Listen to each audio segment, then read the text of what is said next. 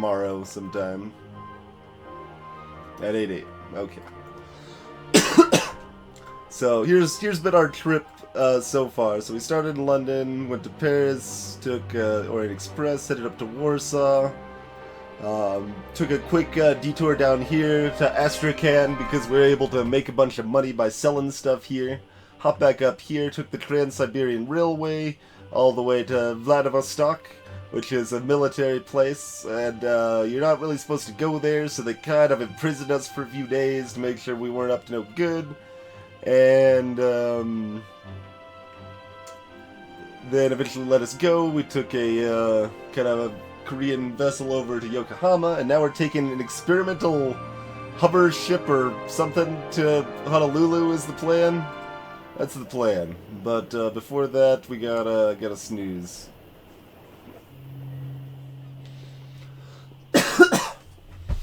How'd the first playthrough end? Well, you can see our line from our first playthrough out here, which is actually pretty cool. So there's our path we took the first time. Ended up going down here. We were gonna go down this way, but a freaking sentient griffin convinced us to head up to Pingsaw Pass instead, so went up there. We're also imprisoned at Vladivostok again. Went to Yokohama, took a cruise line that was supposed to go to San Francisco, but hit bad weather, so we detoured down to Honolulu. We took an airship that was supposed to go to Acapulco, but there was a massive air battle above Acapulco, and we wanted nothing of that, so we headed down to Panama City. Yeah, the French were attacking the Mexicans in Acapulco, I believe, was the case there. Farted around in South America for a while. Left Rio de Janeiro. We were supposed to head over to Freetown. And about halfway on our airship ride to Freetown, we were harpooned and brought to an underwater dome down hereabouts, populated by people that call themselves Atlanteans. They were automatons that had broken their captivity and escaped and formed their own society down there. Eventually, we took one of their submersible trade vessels out to Ponta Delgada, and then bought a very, very expensive but direct flight back to London.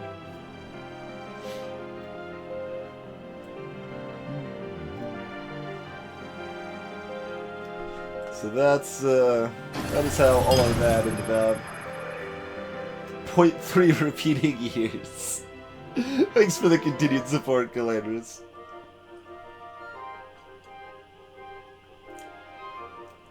So that's, yeah, that's how all of that went down. 75 days when we got there.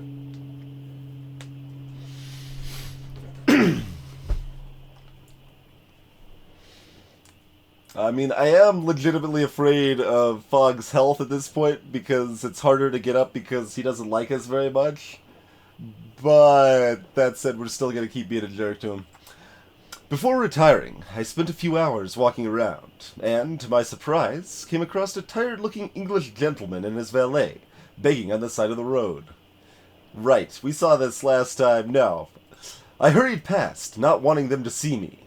We simply could not afford to help them. My character's now shabby. Nice. Shabby it is. Alright, works for me. Let's, get ready on this, voyage here. Oh, crap. We need to get rid of some luggage and fast. Crap.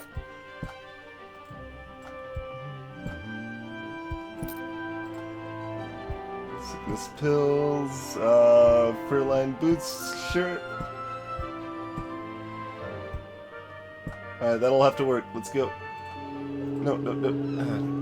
I hate the interface sometimes if you're trying to go fast. Okay, well, I think we're still in time. Okay. Okay, we got pretty good bonuses from our partial storm gear here. We gotta go.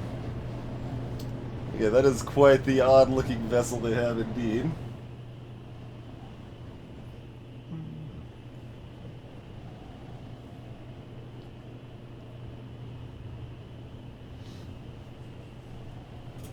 Oh, that sucks, Glitters. I have not played Caves of Cud yet. The Noelani was a new concept, we were told. A hover barge making the long-distance journey from Yokohama to Honolulu in the middle of the Pacific Ocean. I did realize it was an experiment. It was frankly terrifying, especially once the engine started and we saw how much the ship would jerk around in the water. We and the other passengers on this inaugural crossing must have looked pale and uneasy as we set off. Even the captain was sweating. No doubt the heat was to blame. Besides, standing next to the captain was our very own artificer, so what could possibly go wrong? And indeed, when disaster struck, its nature took us all quite by surprise.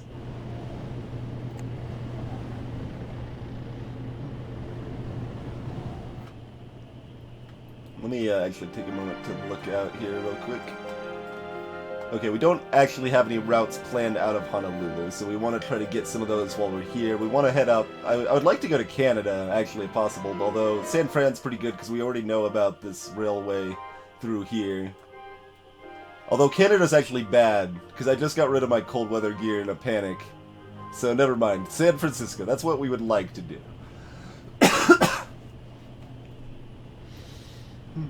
The first day aboard was blissfully quiet. The ship bucked along across the waves, and I stayed at the rail, acclimatizing myself the moment to the moment, the movement.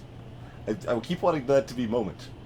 Yes, acclimatizing myself to the movement and enjoying the vast view of the ocean ahead of us.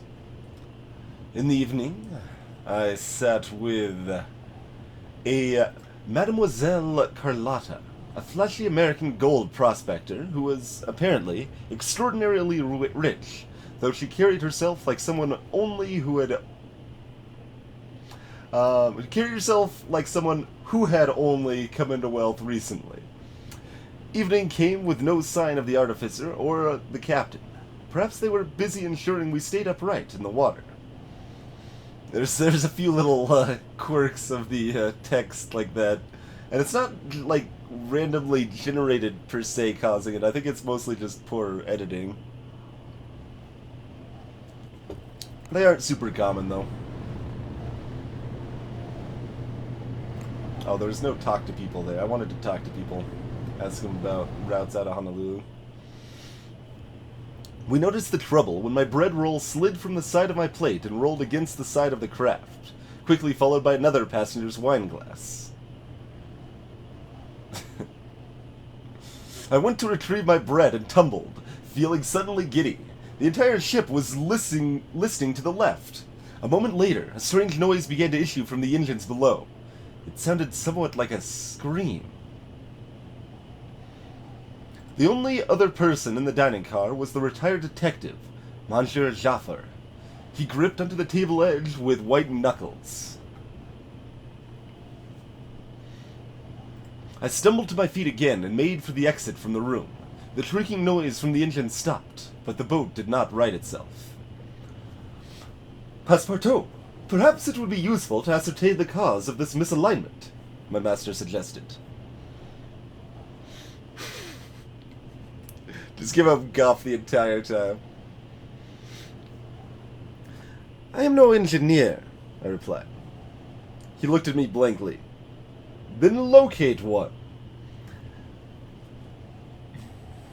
I headed from the dining car to the engine room to find our artificer. Negotiating the corridors was a difficult proposition due to our stubborn tilt, but we were, I could sense, slowly moving back to upright once more. Perhaps we were not about to sink, after all. Suddenly, Mademoiselle Carlotta leapt into my path.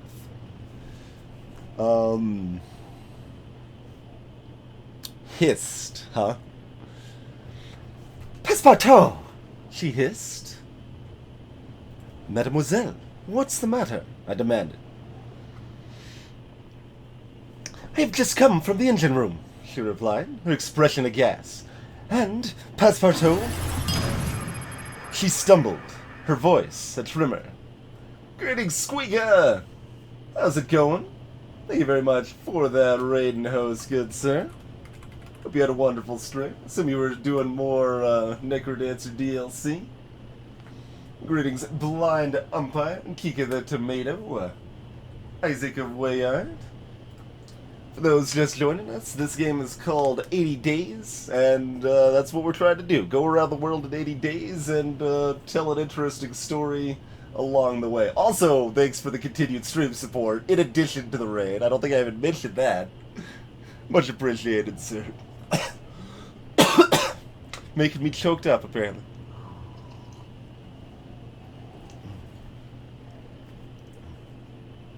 She stumbled, her voice a tremor. "Spit it out, mademoiselle." "It is Madame Shu, our artificer. Passepartout. She is dead." I hurried to the boiler room, and it was true. Madame Shu was not only dead. The circumstances told a clear story. She had been murdered. The weapon lay close by. From the doorway, Mademoiselle Carlotta breathed. "That katana, Passepartout. It is yours, right?" I looked down at it. Funny. At first I had not recognized it because of the blood pooling around it.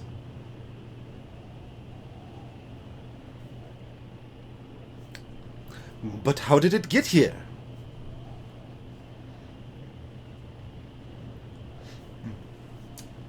"And what are you doing here?"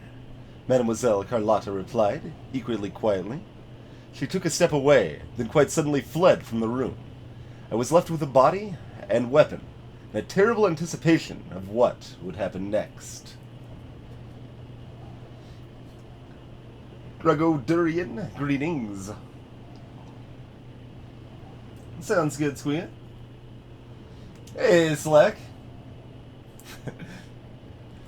I've been having a few odd issues with chat, or I guess Twitch pages in general, loading especially slowly. Fog Valet confused. Full report.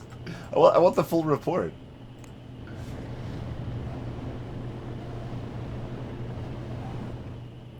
The next day, the investigation, such that it was, began in earnest. The captain demanded to talk to everyone, but of course, everyone had an alibi.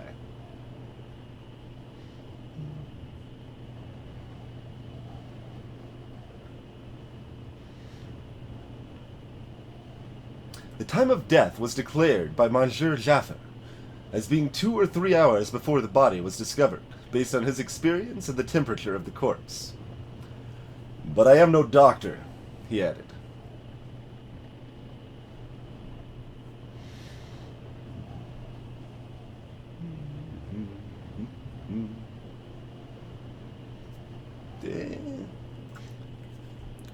"There is no doctor aboard," I reminded him. "Nor is there a detective. I am retired with good reason." Apparently we shouldn't have kept that katana in our luggage as we were fervently packing and running out of time to hop aboard this experimental voyage, huh? There was no doubt the culprit was still aboard, but there were no clues to suggest who it might be. But the weapon, that belonged to us, and had been spirited out of our own locked cabin. "That is the only piece of true evidence we have, Passepartout. Where were you and your master at the time of the crime?"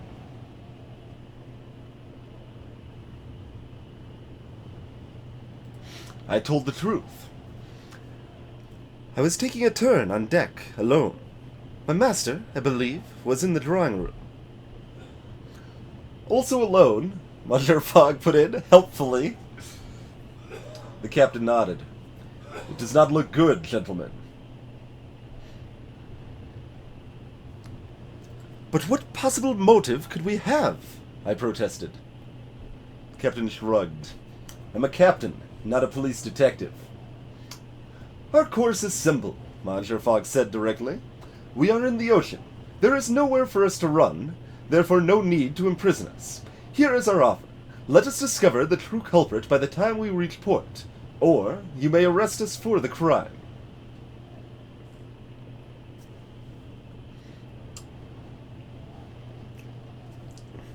Alright, how specifically antagonistic do we want to be? We've mostly been antagonistic towards our master the whole time. but this seems like a reasonable plan to me, I guess. I rubbed my hands. A chance to save ourselves. The captain nodded. Very well. You have until we dock. Once he was gone, Monsieur Fogg turned to me. Passepartout, our situation is desperate. You must uncover the truth.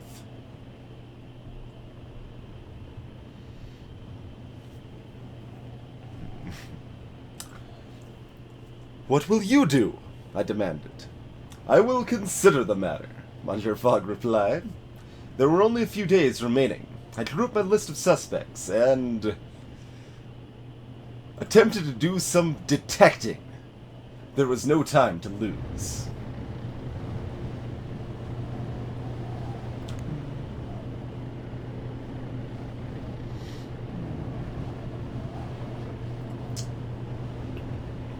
Banana boat from Honolulu to San Francisco. Perfect. That's apparently the fare is high, but that is mostly what we cared about. Although if we could get to like Acapulco, that would be good too. Although we already got the route to San Fran, so we've already got a route out of San Fran though, so let's consider alternative options. Okay, we've got a route to Acapulco as well. Nice, nice. Okay, so we got some options. I've wanted to screw up the mutiny though. The mutiny was a terrible idea. This idea is a little more important, I would say.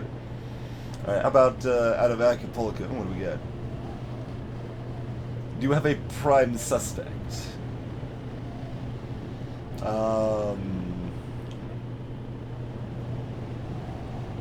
Perhaps. Facts will clarify everything. That would be the hope, I suppose.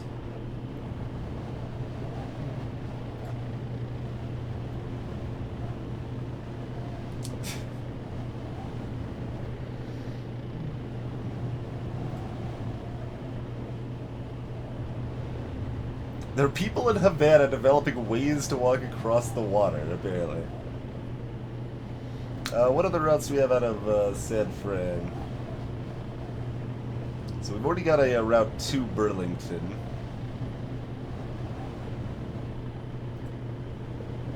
Or we could ask about, let's look at other routes out of Burlington, like up to Washington maybe. I assume that's DC in this case. And Atlanta maybe? I had not heard of such a thing. I don't remember him telling me anything about a route from Manila, but, I mean, thanks, I guess?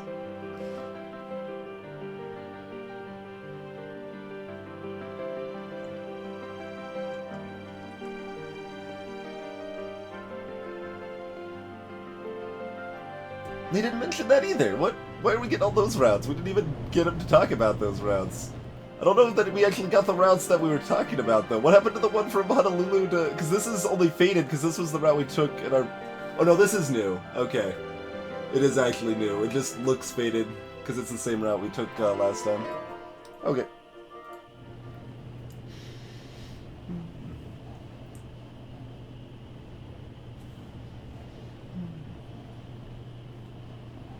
I'm not familiar with it, I'm afraid, Frankfurt.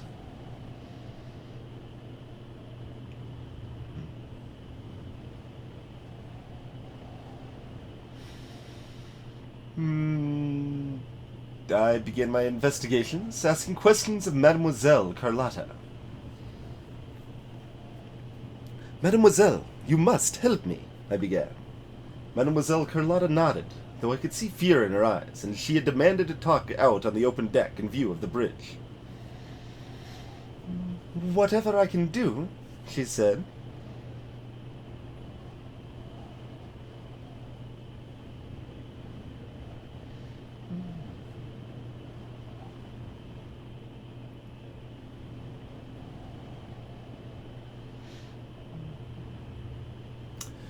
Did you know, Madame Shu?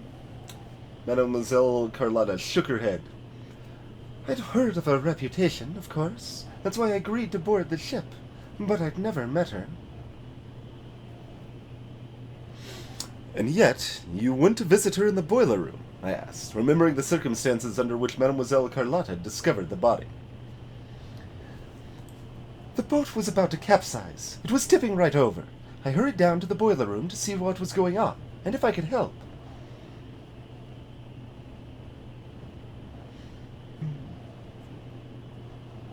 A particularly interesting movie, huh?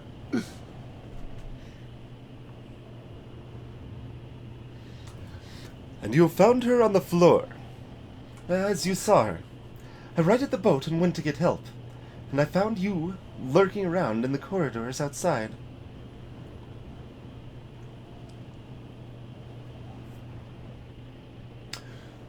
So you know how the boat works? No. Only the artificer knew that. I just knew about one simple valve. That's all.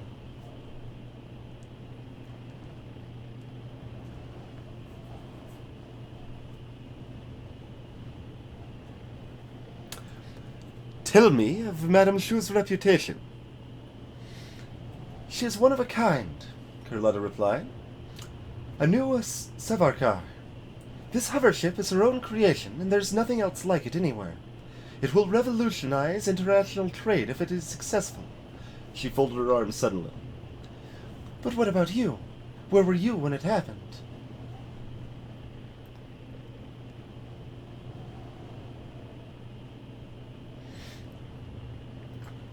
I have no motive, mademoiselle, I told her stiffly.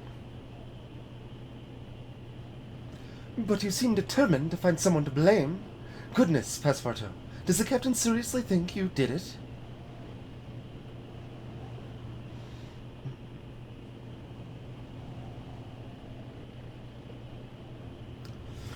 Me or my master? It does not matter which. She looked at me with sympathetic eyes. It is a terrible thing to be accused of that which you did not do. Greetings, goon recruiter. Tell me about yourself. What brings you aboard? She shrugged. I made my money in gold on the west coast of America. Now I own a small shipping line, but it is a hobby, really. A competing line?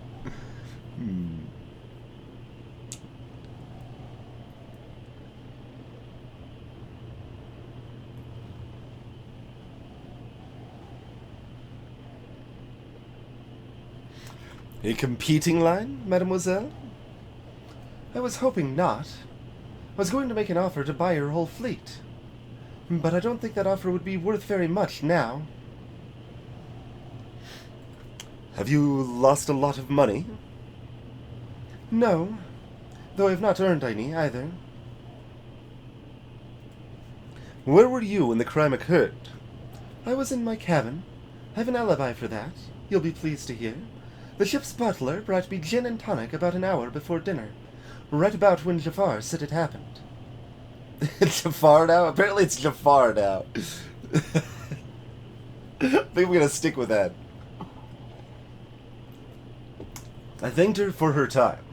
Had I learnt anything? I could not be sure.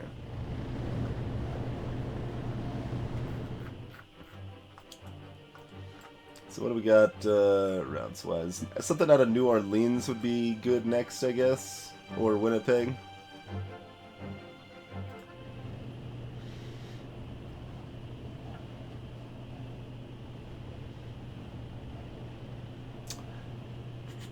I spent the next day talking to Monsieur Jafar. Monsieur, you must help me. Jafar smiled thinly.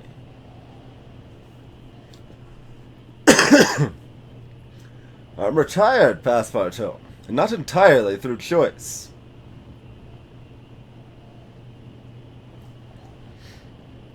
But you are the most qualified person aboard, he shrugged. Perhaps. All I can tell you is to consider the circumstances closely. And remember, most people are not particularly good at lying.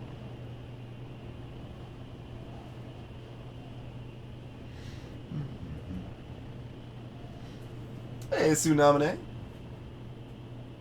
Yeah, Frank Fair. As Advar said, every bit is 1 cent for a streamer. So Twitch takes their cut up front, or you can also watch ads to get bits as well if you are in the U.S.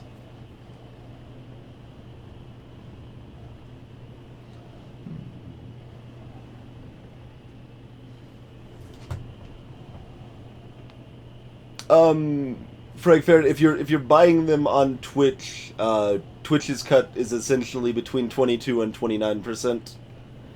Um, and I guess for reference, their cut of subscriptions is 50%, or PayPal's cut of a donation is usually around 9%.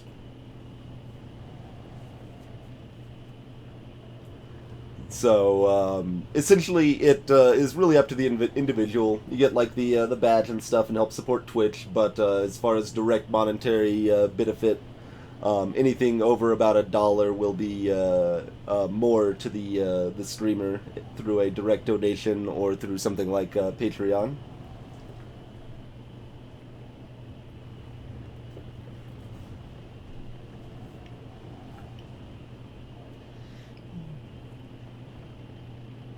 Hey, Ruel. Yeah, they're thereabouts. And how much PayPal takes depends heavily on how much it is. Like, PayPal takes 33% if someone donates $1, but about 9% at $5, and like 3.5% at a very high amount or whatever, like, I don't know, $50 or whatever. So that's approximately the math behind the situation. Yeah, and as Anvar said, bits do have the advantage of being able to spread out more as well, which is a benefit depending on your preference. If you want to just like give a little bit at a time to a bunch of different people, bits have that advantage. So I did some of that when I farmed a bunch of like ad bits myself and stuff, and ended up giving like hundreds to a lot. Like I farmed to what, about 111,000. Is that right? No, that's a order of magnitude off, right? Yeah, 11,000. I farmed about 11,000 ad bids and spread them amongst a lot of my favorite streamers. Yes, exactly, good recruiter. That's like throwing a pity at someone. You're basically playing Coin Crypt now.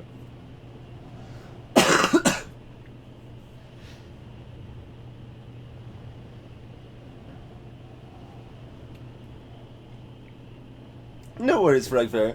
I tend to like to be fairly, I don't know, open and transparent about talks along those lines, so I'm perfectly fine discussing them. Um, Tell me, Monsieur, where were you at the time of the crime? He nodded with a smile. A good question, and one you should be asking me and everyone else. I was in my cabin, attending to my person. When the body was found, as you know, I was in the dining room with you. I left Jafar at the rail, contemplating the rushing water below. I forgot he was in the dining room. I forgot who that was. That night, I remembered to adjust the pocket watch, as we had crossed the international date line and gained ourselves a day.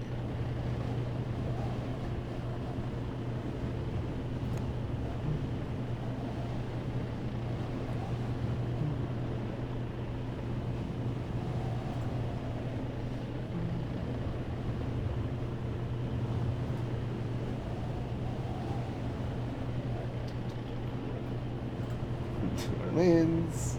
Alright, where can we get from New Orleans? Savannah?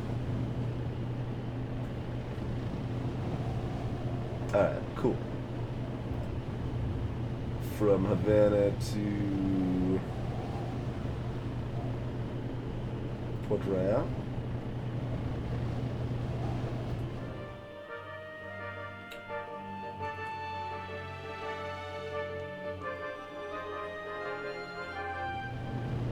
I might be Jim. Greetings, sir.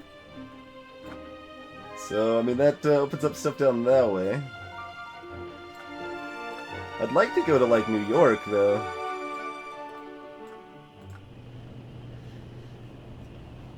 A few days down, and I felt I had learned very little. Or if I learned a lot, I was too confused to see it. To try and clear my head, I spent a few hours with General Peters. He was a retired army man who had served in Waltaire, and now was spending his later years touring the Pacific Islands, collecting rare birds. These he keeps in little boxes, stone dead. It seems a curious practice to me.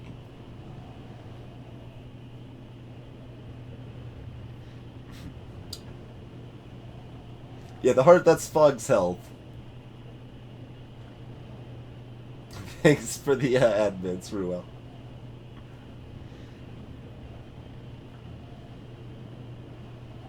I asked him about the other passengers.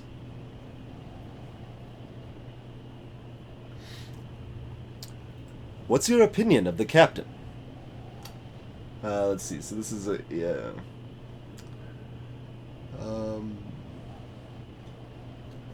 He shrugged. I don't trust natives, or non-English types in general. He breezed. Occupational hazard. But other than that, he seems a good sort. What is your opinion of Mademoiselle Carlotta? Well, he tugged at his collar. I must say... What of her character? Well, I don't know. She seemed a very together sort, doesn't she? She's a millionaire, they say. He glanced momentarily at his box birds, and I confess, I shivered. What is your opinion of Jafar? He narrowed his eyes. I knew Jafar a little during my time in the service, and I know why he's not a detective anymore. He's not a bad egg, but he's not a good one either. And that's all I'll say about it. Where were you at the time of the murder? General Peters nodded at the question. I was asleep on the sun deck from the start of the whole affair to its end, I believe. The crew may have seen me. They may have not. I don't know.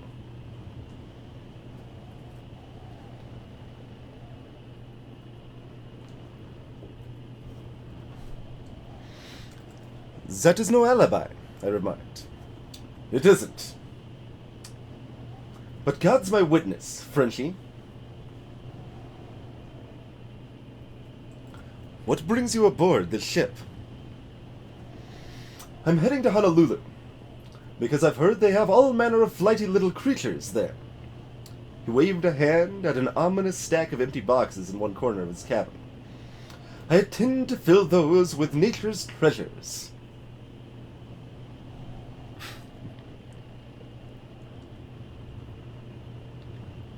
Sure. I see you are not squeamish around dead things. I have been in the army, he replied stiffly. Birds are the least of it. He rubbed his whiskers.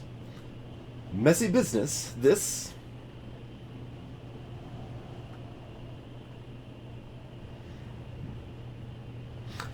It is coming clear, I think. Is it? He answered, with some surprise. Poor Miss Carlotta is in a terrible state about it. She seemed to like old Hugh.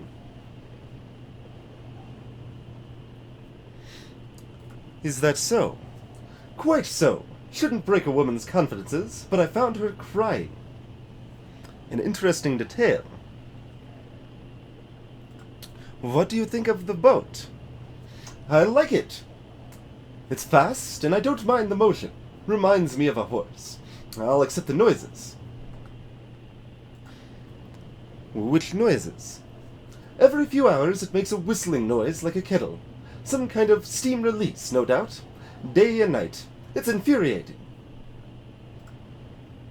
I bid the General farewell as he threw me a salute. Don't like the French as a rule, he remarked, but you're a good egg, Passepartout, and I hope they don't stick this one on you.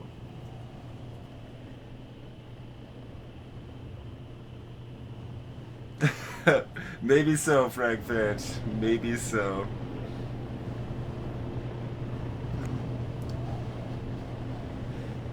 I can't, like, I think you get about 5 of that if he actually likes me, but since we've been spending pretty much our whole campaign pissing him off as much as possible.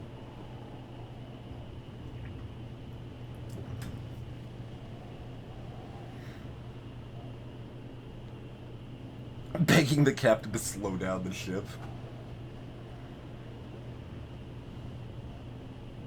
I'd barely any time left. Hawaii was fast approaching. Used what I had. Or used what time I had, I guess is what I supposed. Yeah, it's implied. What time I had at the scene. Several feet had trampled through it by now, of course, and there had been ample chance for the murderer to come in and remove anything incriminating they might have left behind. Even the dust had drifted away through an open porthole. But perhaps there was something small they had not considered. Some small detail. I hunted in the dust along the edges of the machines, in every nook and cranny. But I found nothing.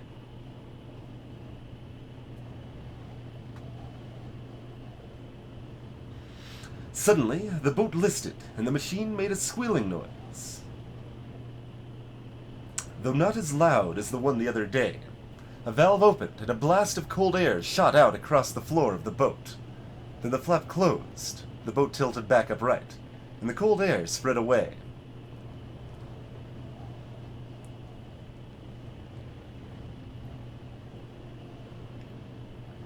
Presumably, it was some regular function of the boat that helped to keep it upright. The exact workings were artifice beyond my skills, of course. With that, I left the engine room. This doesn't look terribly good. Morning came, and the shores of Hawaii were in sight. The captain approached, regret on his face, his cap in his hand. "Well, Passepartout, Monsieur Fogg, what is it to be?"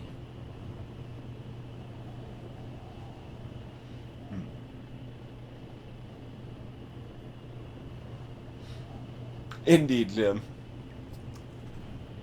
I believe I have a theory," I replied, nervously. The captain nodded briskly. "I'm glad to hear it. We will gather everyone together and you can discuss what you have discovered." I probably can't tell him now. "Very well." He nodded. "Come at once." Monsieur Fogg touched my elbow as we followed the captain to the drawing room, as the others were called. "Passepartout, please be cautious. We are still under suspicion. Do not attempt to bluster or they will think you are guilty."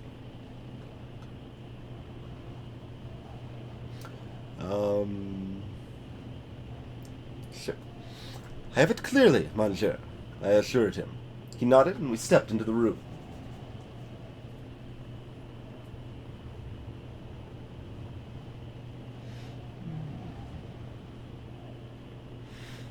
You and me both, Advar. You and me both.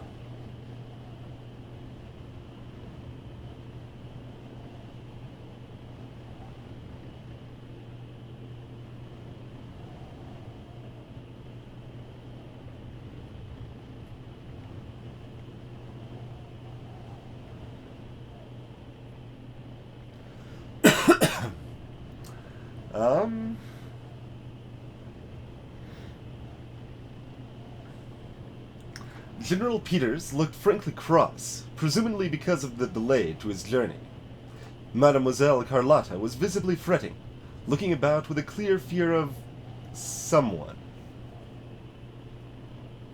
Monsieur Jafar leant by the window, his eyes clouded. I cleared my throat and began to speak. "Ladies and gentlemen, I have brought you together because I believe I know who has killed our artificer." "Of course you know," General Peters said. "You did it. The weapon was yours, you've no alibi, and you're a damned Frenchie to boot."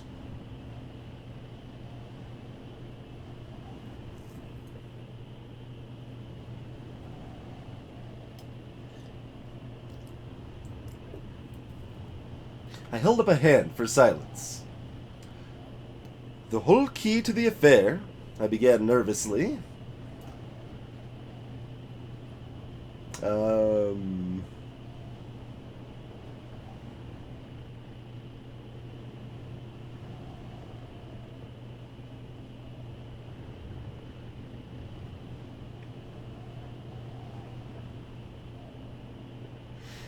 Um... Hey, little, he did say he liked us, but pretty quick to turn about.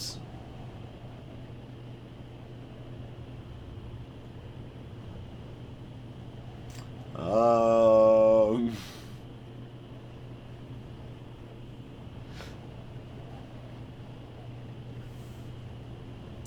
so out of curiosity, just how much does our master hate us right now? We are shabby, conservative. Veling still considered sound. Relationships with Fog are difficult. Okay. Hey, Arc Muffin.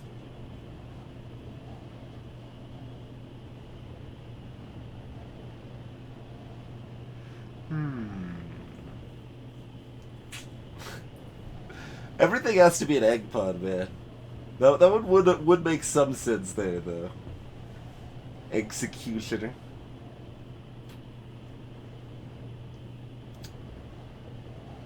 So, we've got the fact the general hears this whistle regularly. No one else mentioned that. We got possible competition with Mademoiselle and Shu.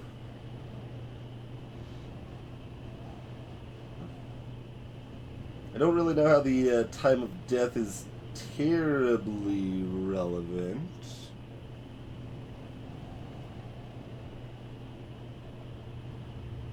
And, I mean, the lack of a scream is probably meaningful. Even when we were looking at the scene afterwards, we didn't, like, notice anything. We don't even know if she was, like, stabbed in the back or, like, decapitated. Like, she was attacked by a katana. That's, like, all we know. We didn't even, like, look at the body long enough to know, what had happened to it, apparently. At least I don't think they mentioned anything like that.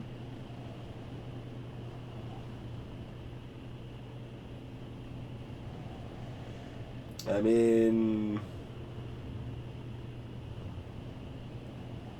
I think we know it can't be Jafar, right? Wasn't paying close enough attention on the exact timing of things when we started this whole mess, but, doesn't... Oh yeah, the thing was tilting over while we were both in the dining car. The only way it could be Jafar... Okay, there's that cold blast of air. Like...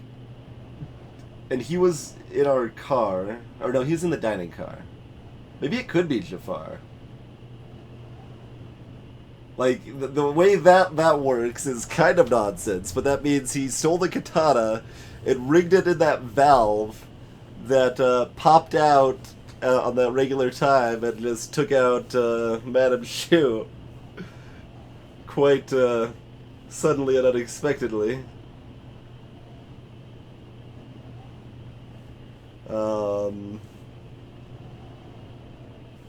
The Mademoiselle also specifically knew about that valve. At least it was implied to be that same valve, maybe.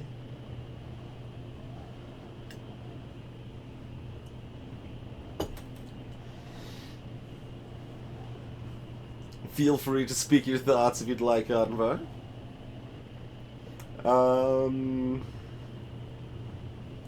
What other relevant factors? The general's just a freaking weirdo and is collecting dead birds.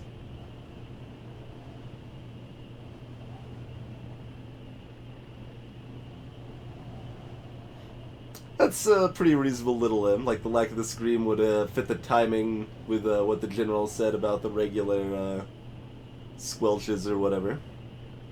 The artificer died, essentially the person that built this crazy experimental vessel and was responsible for its upkeep and stuff.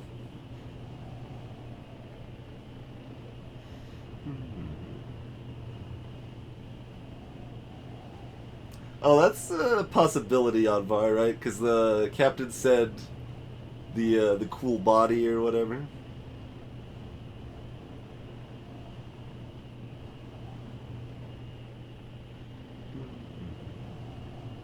Why he has nice prisons, right? Maybe.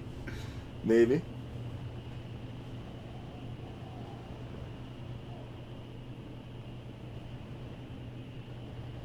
So, I think the business arrangements are the least good answer here. I think I don't want that one now. I've heard some compelling arguments towards the time of death and lack of scream from the audience. Personally, this is just kind of a general comment that isn't really key per se, so I think we're gonna rule that one out too. That one's probably trash. So lack of scream or time of death is where we're gonna go with this.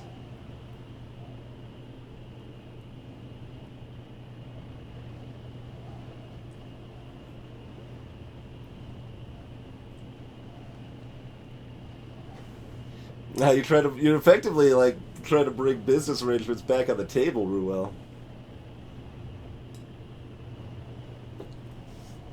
But it's possible. It was possible it was a different Vel.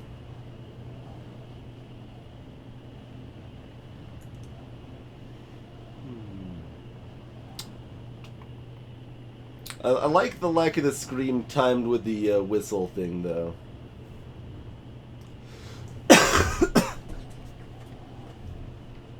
Let's start with that.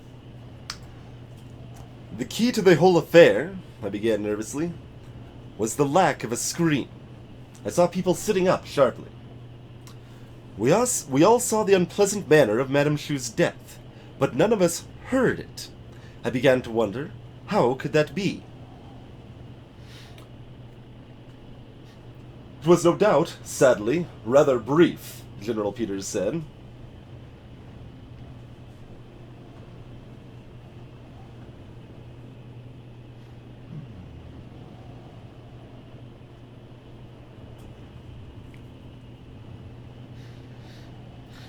That was exactly my conclusion, I nodded. This was a murder by a most efficient killer.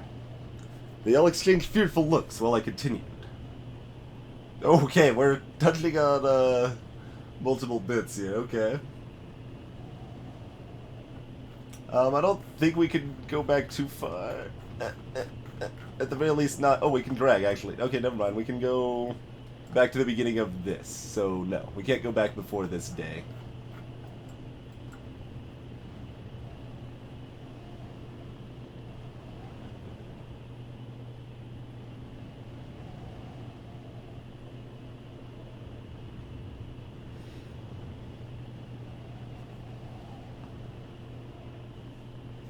The next detail is the time of death. I saw Jafar frown sharply. At the time told to us by Monsieur Jafar, no one has an alibi for their whereabouts except for Mademoiselle Carlotta, who was in her cabin receiving a gin and tonic from the butler. Any of us could have been in the boiler room, bringing Madame Chu to grief. Indeed, Jafar replied. But what of it?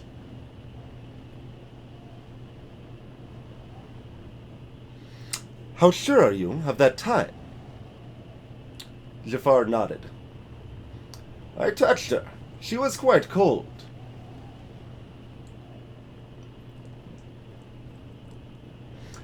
What if she was cold for another reason? Like what? General Peters put in. A cold blast of air. He shrugged. It would have to be a very long, very cold blast, he said. Wind through an open porthole wouldn't do it.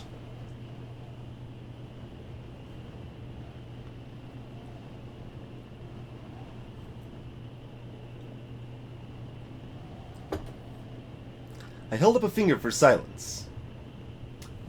Monsieur Jafar, if such a thing were possible.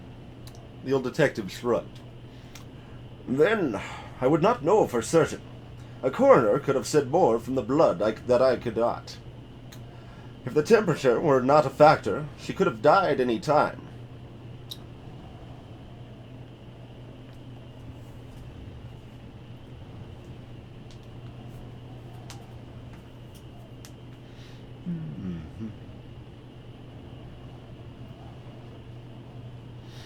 I nodded, satisfied.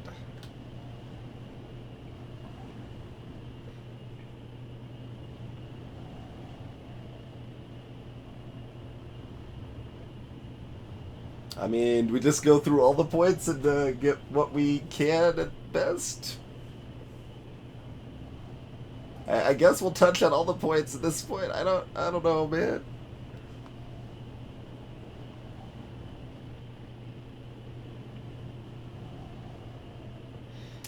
Let us consider the business arrangements of Madame Shu. I saw the captain and Mademoiselle Carlotta exchange sharp looks. As you know, the artificer was the inventor of this ship.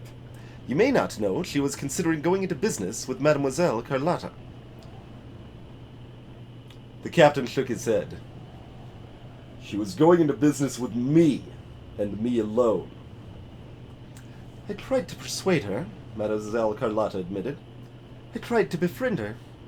I would have succeeded in the end, but now there's nothing to buy.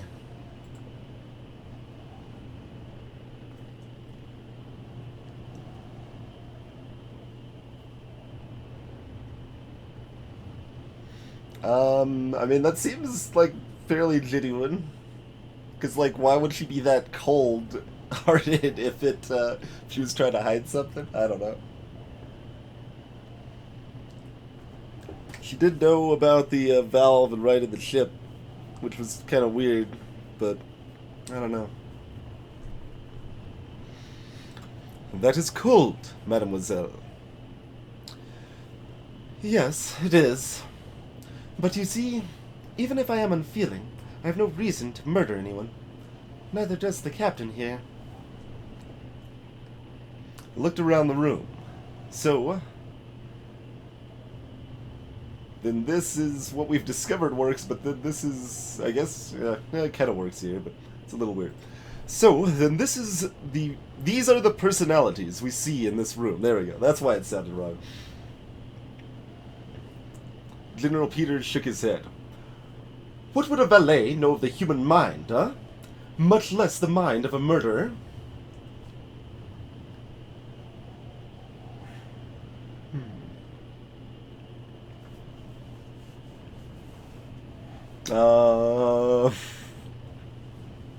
Yeah, I still don't have anything concrete at all, do I? God, I've got kind of crap all.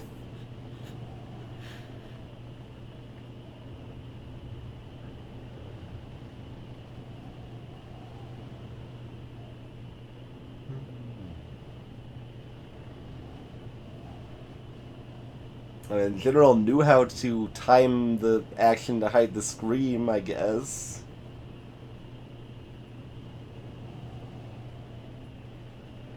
And as well, Carlotta's the only one that actually has a alibi, but she's still like, you know, a little suspicious.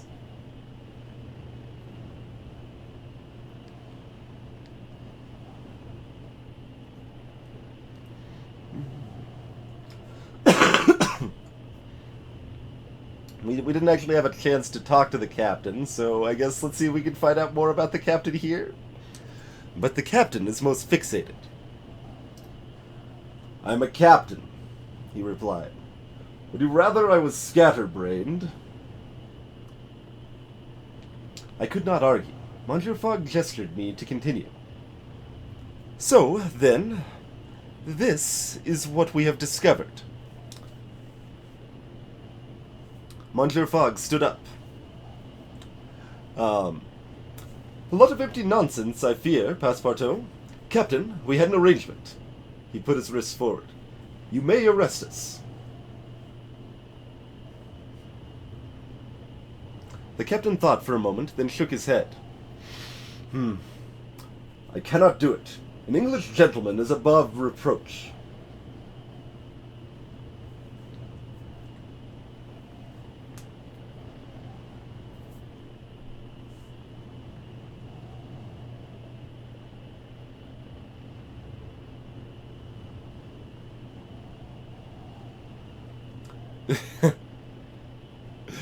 Both of these options are like, hey, they're just blaming me instead.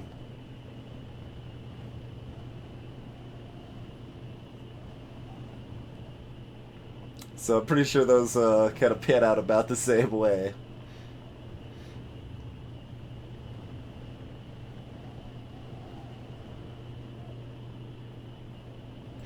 But someone must be to blame, I declared. Indeed, someone is, he replied sadly. And Madame Shu was my friend. I encouraged her to make this craft. I funded her experiments.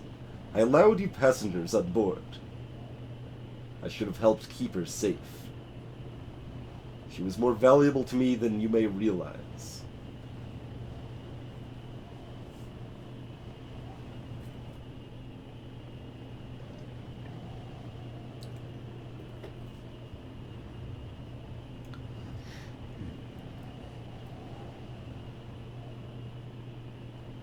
No one could have foreseen something so horrific. The captain shook his head. I am still ignorant now, but Madame Shu is gone. This boat is forfeit, my captaincy too. I cannot have you two arrested. There is no evidence. Any of my crew might have done it equally well. I fear we will never know. Greetings, Yellow Frog.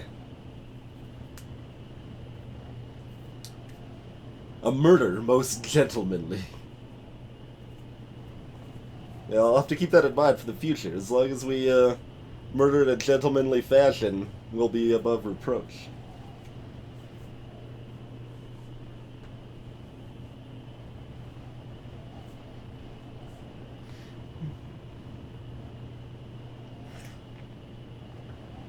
I don't know, this sounds like this is acknowledging my master's presence, so let's not do that.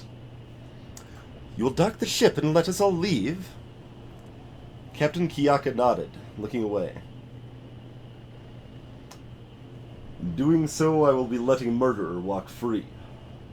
But there is nothing else I can, in conscience, do. With that, he left the cabin, and in sober spirits we disembarked.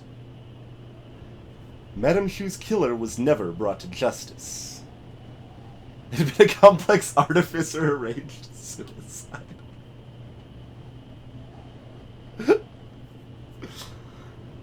Man, that's the most amusing answer.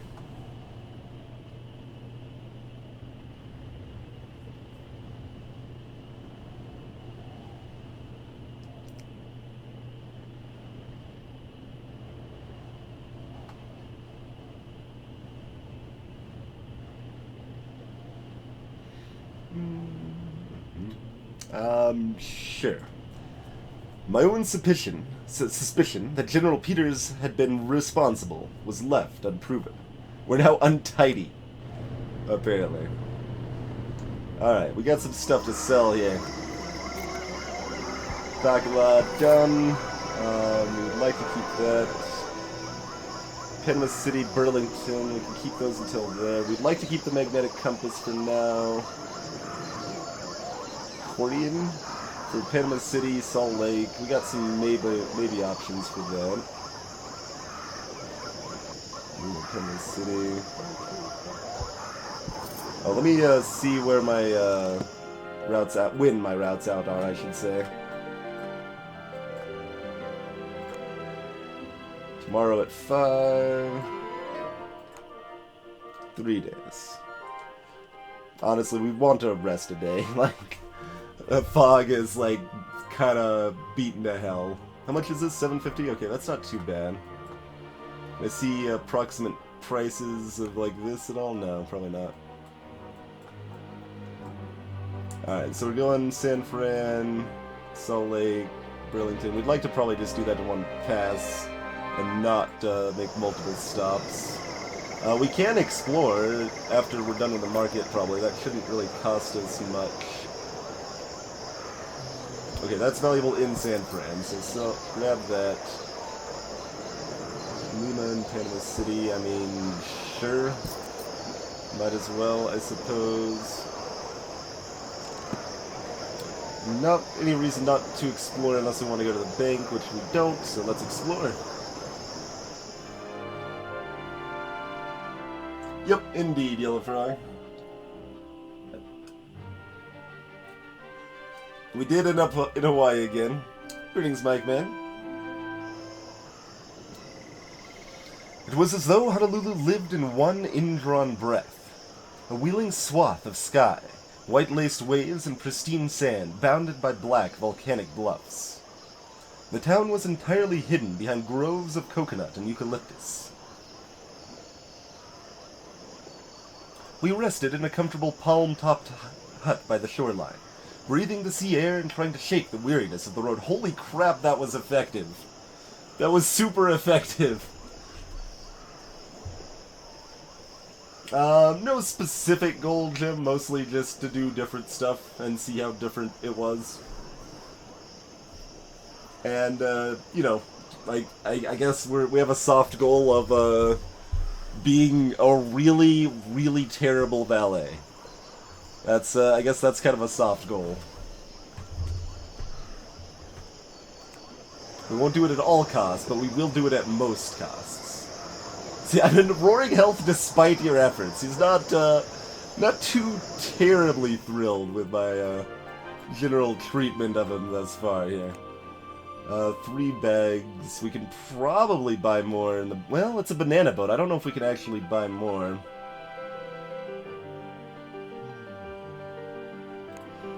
Alright, well, let's take a look at the luggage and see...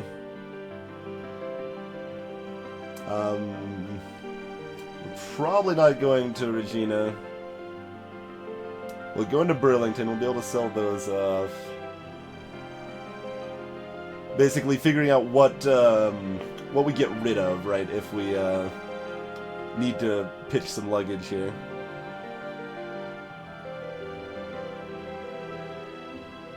We'd like to keep the railway whistle, I think. And I guess we've got the cap for that too? I don't even see it here. Oh yeah, there it is, railway cap. Okay. So we'd like to keep that and the railway cap, I would definitely say.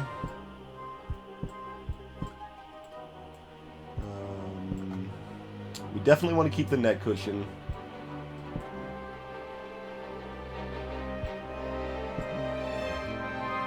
We don't need that unless we end up going to the cold north, which we might. Wool trousers are very low in importance. We could probably just sell those now and not worry too much about it.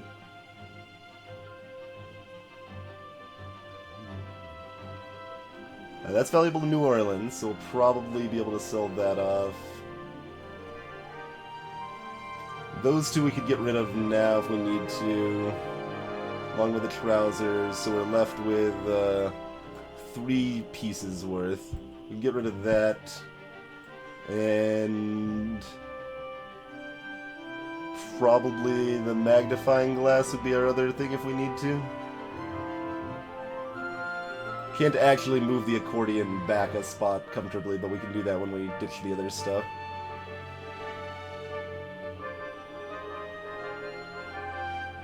Alright, I think that's our plan. We can also get rid of the biscuits. They can still be usable for a little while longer. Hey, Mortris!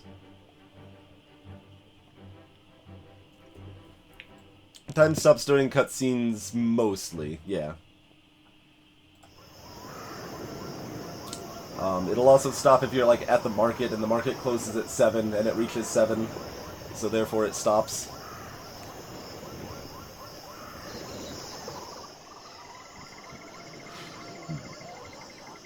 We took a room and settled in, and I went to stretch my legs, where I saw a nervous American soldier in a raging argument with a porter, from which I learned a rather uproarious witticism about wolves. Okay. Sure. Sounds good. Okay, 17 bucks. We can keep our stuff, no problem. We've got the storm gear set, making it super comfy. Excellent. On board the banana boat. We boarded a steam barge from Honolulu to San Francisco. The scent of ripe bananas pervaded every plank of decking and bulkhead, a sweet and deliciously rotting odor, which I rather became accustomed to on the voyage, much to the detriment of my keen sense of smell.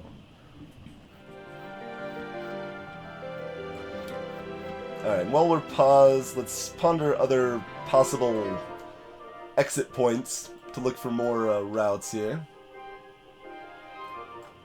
Yeah, potentially like out of Omaha. Maybe there's like an Omaha to Washington or New York. So maybe Omaha, Havana to Port-au-Prince or Nassau are possibilities. New Orleans, maybe to Atlanta or something, but I'm thinking like Omaha to Washington or New York would be good, or Burlington to Washington. The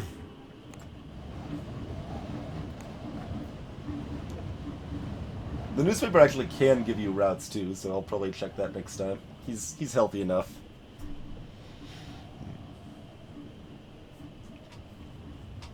Ah! I huffed, attempting to convince my mouth that I ate fried kippers and potatoes at breakfast. Everything smells of bananas. Monsieur Fogg replied that he could not smell a thing, which I took to be his attempt at mockery.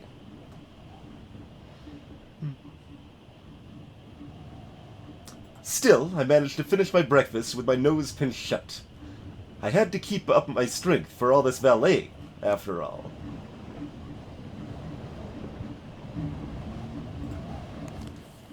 Experimental hover ship leaves Yokohama. Yeah, that is a thing that happened.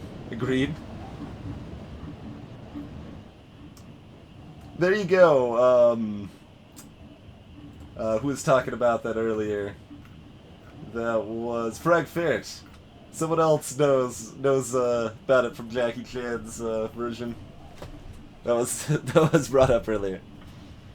I woke up in the middle of the night, convinced that someone was in the cabin with me. I stayed very still and listened.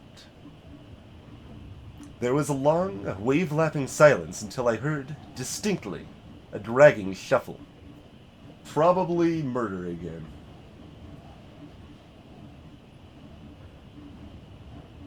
I lunged in the direction of the noise and hit something soft and person-shaped. And familiar. I thought it would be Monsieur Fogg. That's partially why I did it. Monsieur Fogg! I cried, and my midnight visitor blinked and straightened and looked about my cabin in genteel surprise. What? He said calmly, pulling his dressing gown closed. Am I doing in your cabin, Passepartout?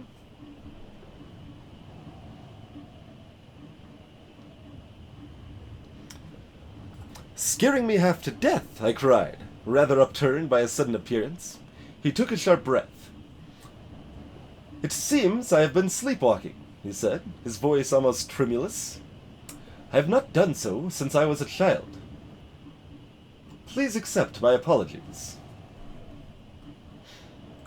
I let him take his leave, though he seemed strangely agitated. I pulled the thin blanket over my body and settled back into bed, hoping to find my way towards sleep before dawn. Okay, what do we got? Yeah, let's talk Omaha. Let's talk Omaha.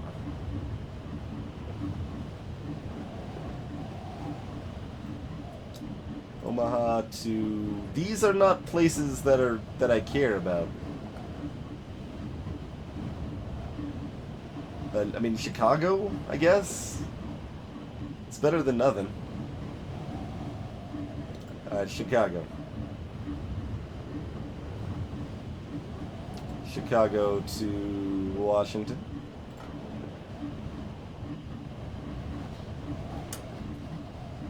But some buyers will pay well for cotton flowers from Washington. Do you have any children yourself? Sure, someday. Wow, rude.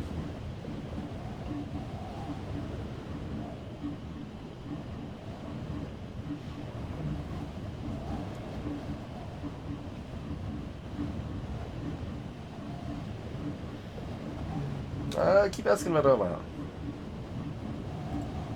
He didn't really... So, like, there's some randomization to there. So I wasn't sure if it would get a, another... Yeah, Omaha to New York. That's what I wanted to ask about. Don't know about that one. Okay.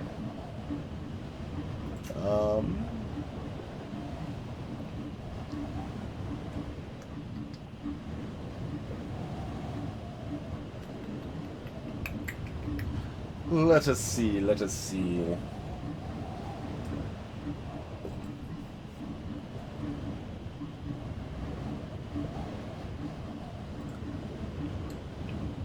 Is there like a New York to London?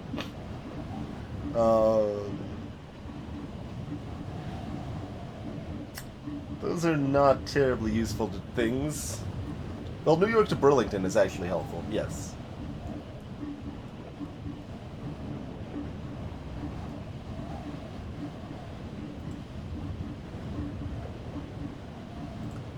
Alright, to Toronto.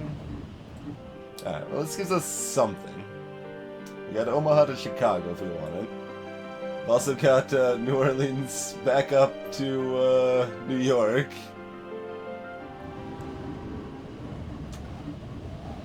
Hey, Silent Shadow.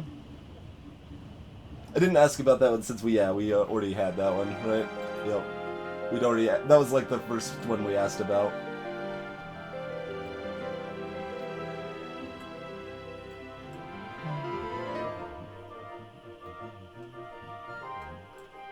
We still got one thing to help in cold if we end up ending up in Canada, I suppose. Captain Kalani was a heavily pregnant Hawaiian woman who found Monsieur Fogg's English accent a source of great mirth. "Say something else," she demanded over breakfast. "Please, Mr. Fogg." And let her amuse herself at my master's expense, and looked on as she took him through an entire phrase book of small talk as she consumed a heaping plateful of raw fish and pineapple, with horrible relish. Monsieur Fogg gave me a beseeching look once or twice.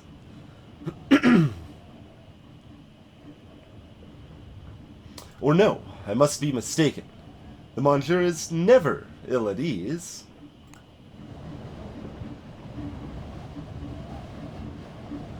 Wait. Oh, no worries, Silent Shadow. I was saying hi and just saying that we'd already found Omaha to Chicago first thing, so that's why we didn't ask about it again. Newspapers are garbage most of the time. They can be not garbage sometimes. The fourth day aboard, our barge passed quietly. Captain Kalani moved slowly around deck, her profile jaw-droppingly large.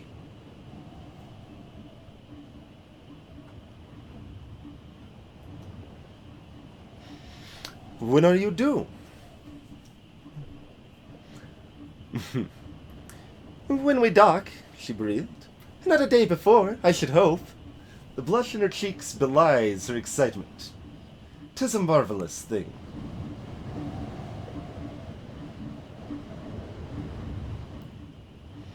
We arrived into San Francisco without any further incident. I didn't really have a chance to try that one.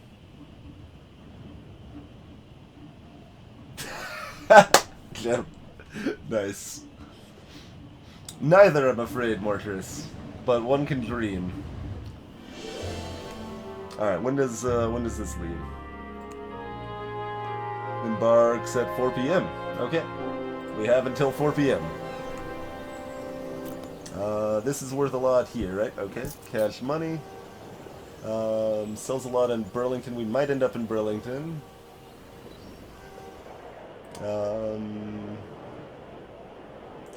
I like the set items more if we can, but alright, hold on. How much luggage space we got? We can buy more. It's a train, right? And we've got 4 already. Okay, comfortable. We can get a 5th probably.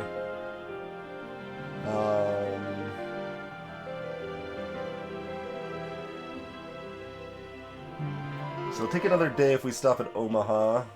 But I feel like going to Chicago is a little more promising than Burlington. Although Burlington, we already know we can go to New Orleans and back up if we need to. That's another week away by default. That's awful. Yeah, I think we want to go stop at Omaha and then go to Chicago. Because that's the kind of less direct route in a lot of ways, right? Everything's valuable in frickin' Burlington, though.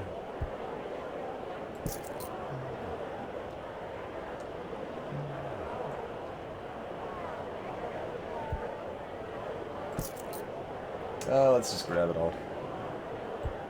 We can't right now. I hate that, like, sometimes you just can't, and it seems almost, like, random if you can or not. Alright, that's big and annoying. It would have some decent value, but it's not worth it, so let's get ready for, Omaha here.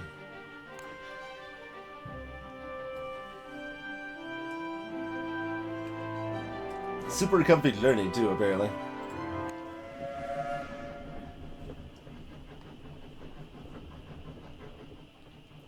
Well, apparently not.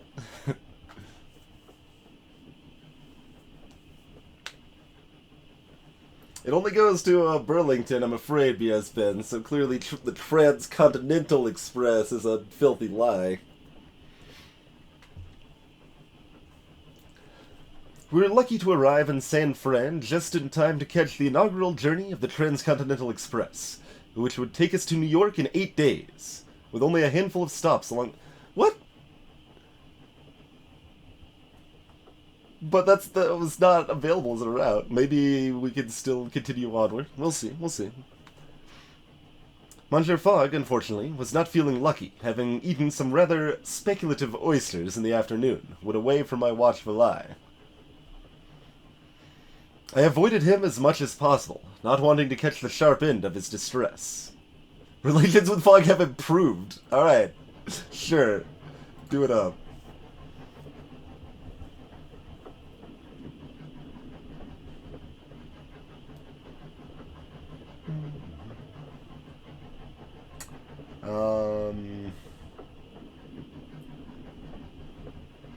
Well, now I kind of want to, like, click back to Burlington. Whatever. Let's see if we got ways out of Chicago that go where we wanted to.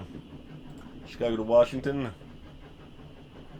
I have no idea if you can get to Washington through Chicago, but the most efficient way to Washington is through Chicago. Okay. Good. Thanks. Thanks for that. I have to go. Wow. What? All of these are terrible. How about New York? New York to Burlington.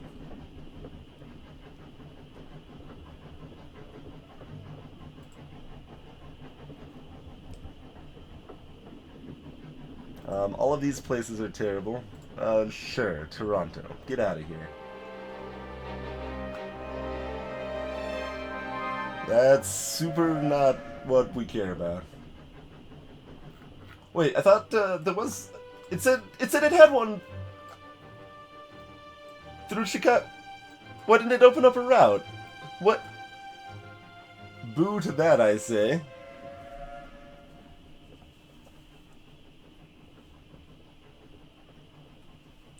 The first day aboard was enjoyable enough. American trains could clearly not compete with the European counterparts, but it was amusing to see them try.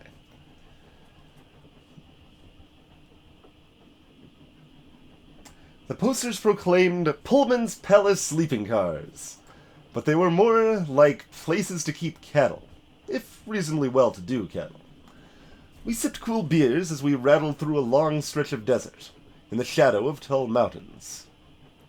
I gazed out the window at the endless, lifeless expanse on either side, wondering if humanity would ever occupy this great, open space. It seemed unlikely.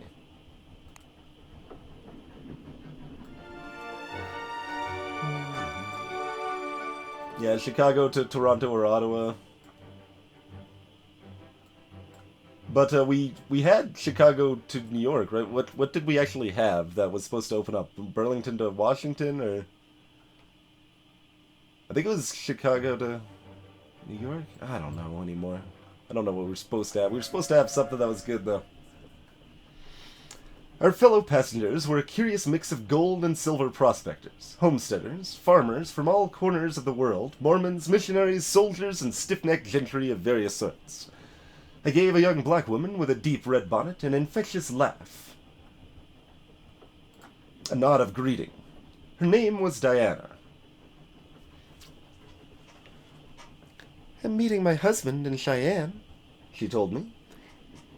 "He did construction work in New York, but New York isn't safe anymore.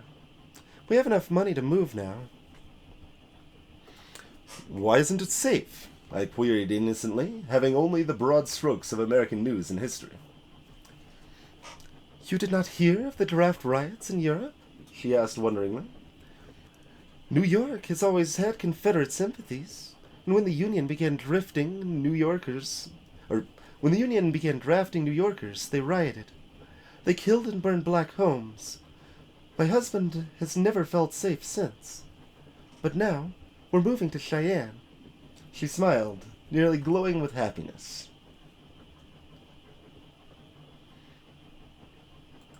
"Where else can one go but New York?" I asked, thinking of our journey ahead. "New Orleans," she replied. "You can take the paddle boat down to the Mississippi from Burlington." Though New Orleans is quite dangerous in its own way. We talked a little more, and the afternoon wore into evening as we passed by Ogden, close to Salt Lake City.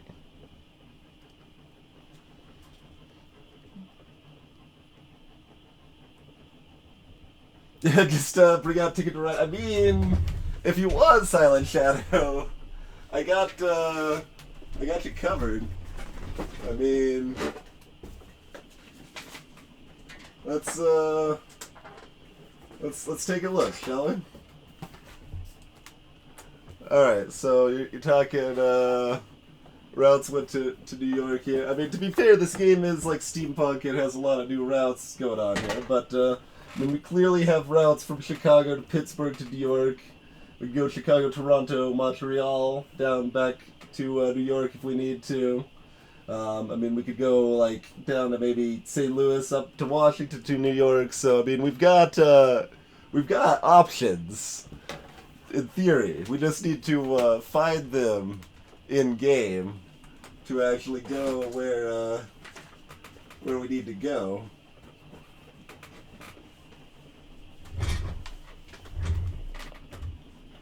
We watched as passengers disembarked, glimpsing fertile fields and well-tended ranches out of the windows of the train.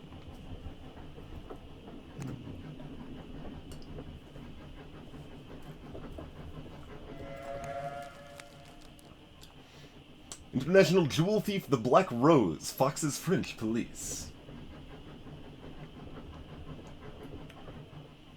Today, a fellow with a painfully trimmed mustache and impeccable suit approached me outside the laboratory. I nodded at him companionably, and his thin lips parted in a contained grin.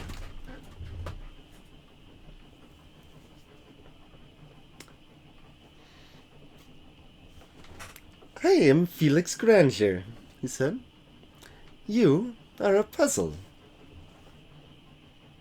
I was flattered. "Bonjour. Moi? Humble Passepartout? I am no more puzzle than the sun's rise in the east. Truly, I am the simplest of men." "Oh no. Do tell me how you came to be on the Transcontinental. Thereby hangs a tale, I can tell, good sir. It seemed a probing question, which made me immediately suspicious of his motives. I made some non-committal answer, but he pressed me further. Finally, I confronted him, and asked him his business outright. "You're a sharp customer, and no mistake," he grinned. "Though I perceive no harm in you. I'm a Pinkerton agent. I knew a little of the Pinkertons. They were a detective agency, and had been hired by Abraham Lincoln himself during the American Civil War." "What are you doing here?" I asked, fascinated. He looked around before leaning closer to whisper his true purpose. "I am here because we have heard rumors that the outlaw Jesse James plans to rob this train. So keep your eye out." "Your character is now shabby.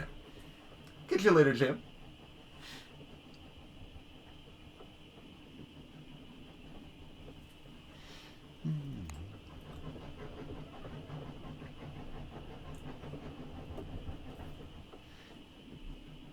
We stopped at Cheyenne, Wyoming, for a few hours in the evening.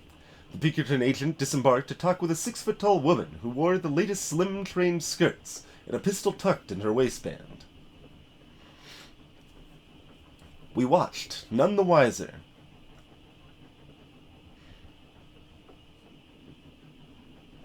At luncheon, I asked one of the women homesteaders, who informed me that she was Esther Hobart Morris, a justice of the peace, and indeed the first one in America. She sniffed. "Honestly, some women. What's wrong with being a wife and mother, I ask you?"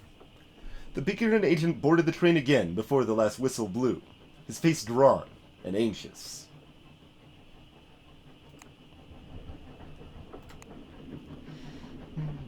Oh, I don't want to talk to this jerk. Wool trousers, apparently.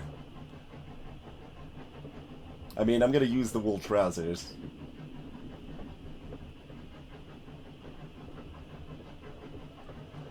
I mean, do you know anything about places we care about?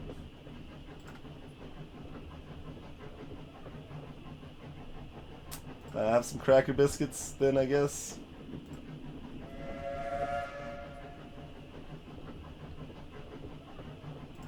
Can I talk to someone else? Thank you. Alright. Alright, yeah, tell me more about Chicago. None of these are north. Where is Ponta Delgada? I mean, I assume that's Caribbean, but I'm not sure. Like, didn't we ask that? Like, he said this. Someone else said this route existed.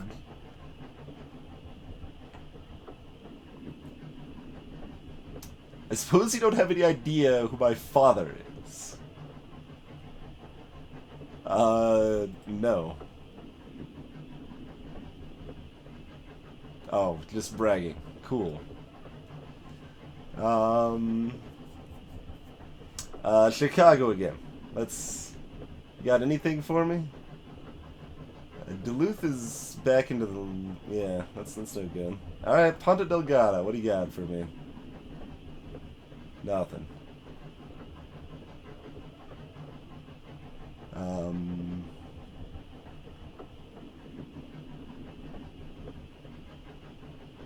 All of those are basically just meaningless to me, so... Ponta Delgada to Lisbon. Well, that's a route. If we end up down here, that is a route across the... Oh yeah, Ponta Delgada, that's right, that's why. It's the frickin' island in the middle of the ocean over here. That's right.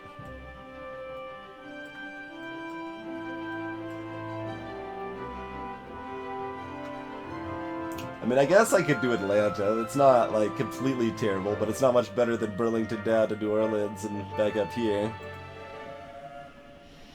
We arrived into Omaha Station without further incident, and the train disappeared on without us. Probably for the better, since it's about to be robbed. Alright, what's our quickest way out of here? Like, when is this leaving? Tomorrow at 4. Can we... I think negotiating would be ruinous, almost, since we don't have time and we'd have to ditch stuff. We don't have room for everything. Hammer. Well, we'd like to get to New York, so we'll probably grab that. We don't need more cracker biscuits, certainly.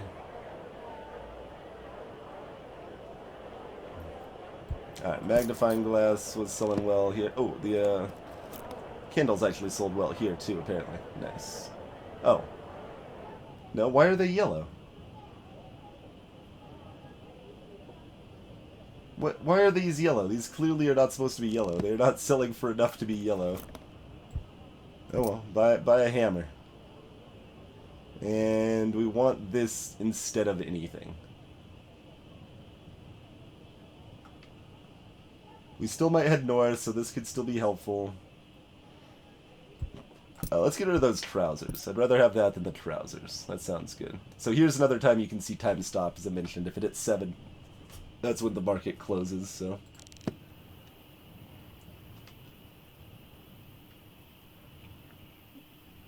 I mean, let's... snooze and just go at 4, I guess.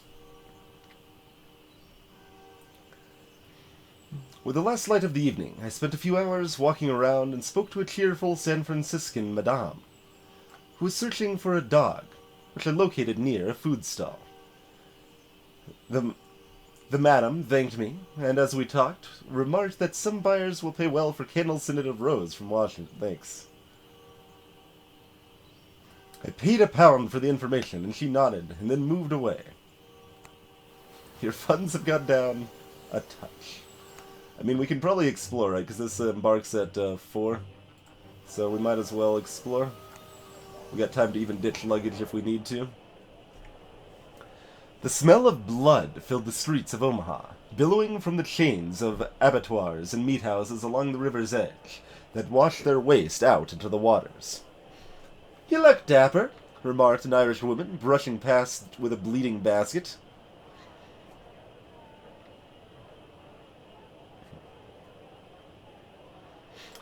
"I am somewhat lost," I admitted, and the woman laughed. "I can hear that, dear," she replied. "This is Shealytown, and it's mostly for us Irish, though a few others creep in. You look like you want to be on the Gold Coast, rather." "Where is that?" I asked.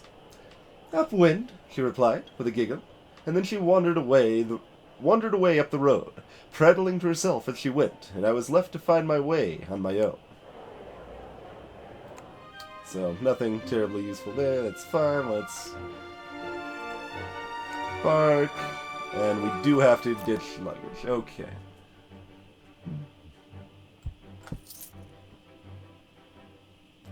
High prices in some markets? Why does it keep becoming more and more vague? Crazy, man. So if we get to Washington, we can maybe sell that off for valuable. New York, some goodies there.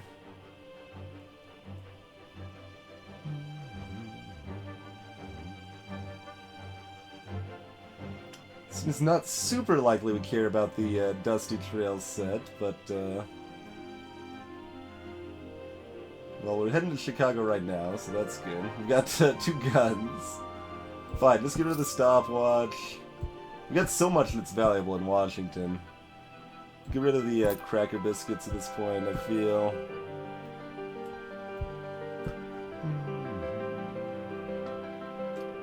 Washington. That thing's bigger, get rid of that. Keep checking my time, be like, sure, get rid of that. And, get rid of,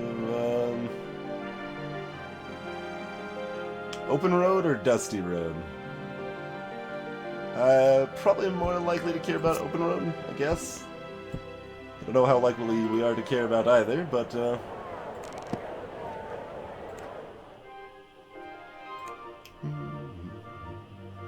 ah. God. Alright, well, that's fine, hopefully. This is Dusty Road, apparently. Nothing's open road ever. It seems there were no more trains heading east from Omaha for some time, so we were forced to hire an open carriage to carry us as far as Chicago. The ride was somewhat more uncomfortable than a railway, but not altogether that much slower. The road followed a roughly straight route, and we kept well clear. Tell me ways out of Chicago. Oh, not you. My reprehensible valet.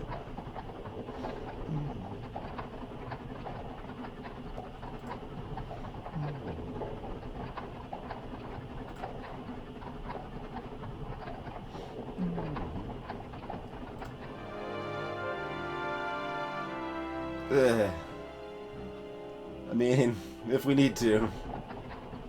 If we need to. I mean, that's fair, Silent Shadow, that's fair. I guess I was primarily, more than anything, thinking in terms of all the routes I traveled in 1.5 playthroughs so far, and I believe Open Road has never been valuable, and Dusty Road has been several times. We had the carriage to ourselves, but of course my master did little to assist with the passage of time.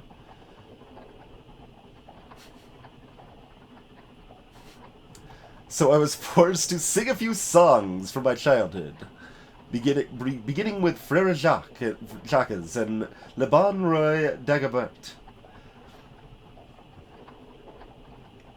before breaking into a round of Alouette at full force, upon which my master's patience, half a world in the wearing, broke in twine. "Passepartout," he remarked, "you have the capacity to be the most irritating travel companion imaginable. I charge you to sit perfectly still and do nothing."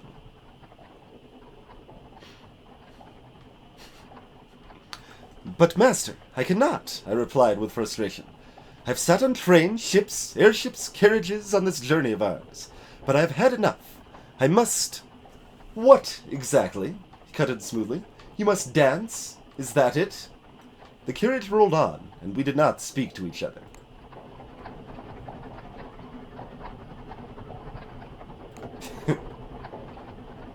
Perhaps I can hire a better valet when we return to London. Hopefully. On the second day, something truly unprecedented occurred. "Passepartout," my master declared, "I believe I must apologize." I'm not apologizing. I looked away and pretended not to have heard. Nothing else was unseemly. Monsieur Fogg said nothing more on the matter, and the carriage carried us increasingly across boggy land, until we began to pass wooden houses scattered about seemingly at random. These were the outskirts of the city of Chicago.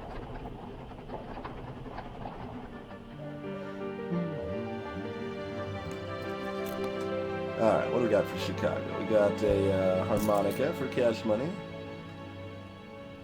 Ottawa. I mean, if I could grab another thing, I would maybe grab that, but... Sure, we'll grab it. It's fine. When is this garbage leaving if we choose to go on it? 4 days, so that's, leave it tomorrow, right? 2 days. That's, certainly much better.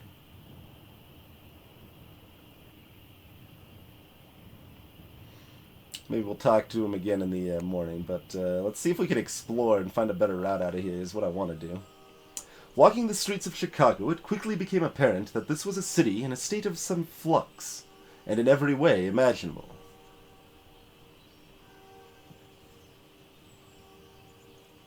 Yeah, tell me more about the train lines. From the sheer quantity of train lines coming into the city from all directions, to the arrangements of the city blocks themselves. For the blocks, I discovered, were in motion.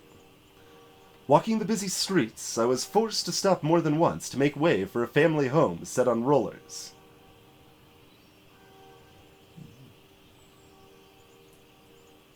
Making its way rapidly down the street towards me, quite oblivious to traffic signals and the carts and people in the road, while its occupants calmly ate their dinner at the window as they went. A sign propped on the veranda read J.S. McIntyre, Esquire, House Movers.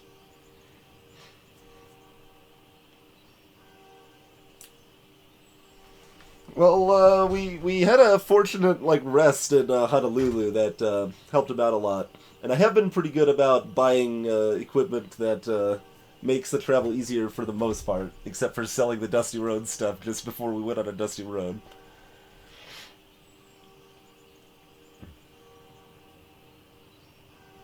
A man on the sidewalk beside me cursed under his breath. They act like they own the road, he muttered.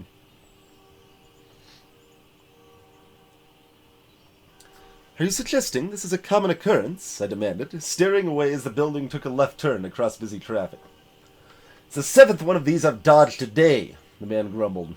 They're supposed to go to Van Buren and thereabouts, but instead they cruise around on these Hickory Springs like so many lords and ladies.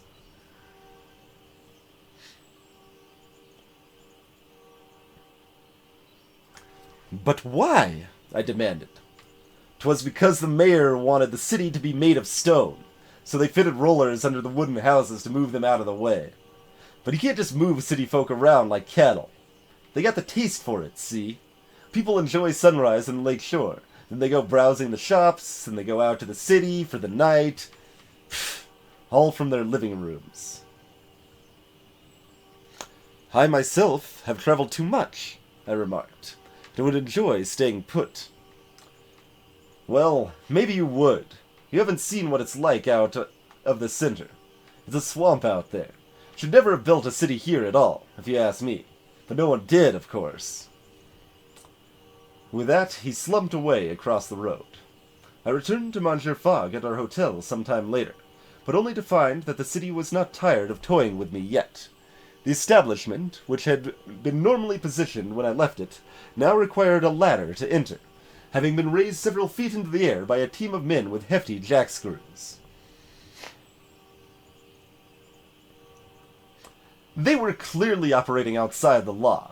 There was no foreman and no cordon to stop children and curious onlookers clamoring under the elevated building.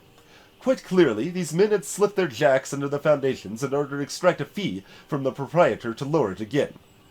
One poked me hard in the chest. You've just run into Chicago's most notorious work gang, he declared. We run this town. Are you going to move the building? I asked. No. We're going to jack it up another 6 inches for every 10 minutes this miser here doesn't pay his rent. The last words were directed upwards to the open window, and then he turned back to me. And if you want to go inside, $5.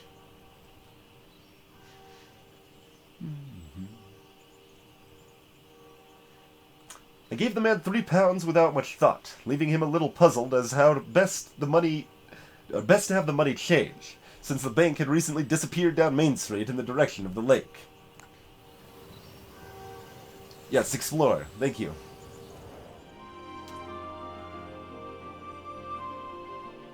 Now, I took a few hours to explore, investigating the various options for how we might continue our journey. Alright, that's some hot garbage. I guess we're, but how about now? Alright, so that embarks at 5. Did we already get everything we cared about at the market? Because we can't buy another bag, apparently. I guess it's just random if a market lets you buy a bag at it or something.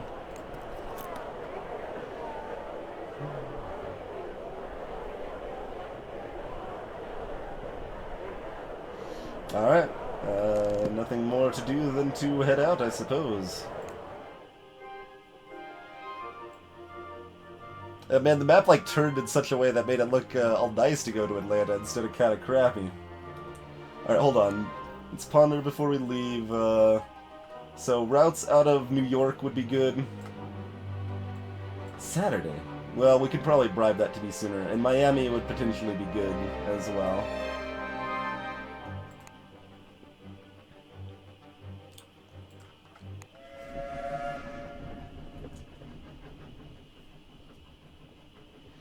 The master paced the floor of the Chicago Station ticket hall in a state I could only describe as barely concealed fury as we attempted to work out what train we were supposed to be getting onto.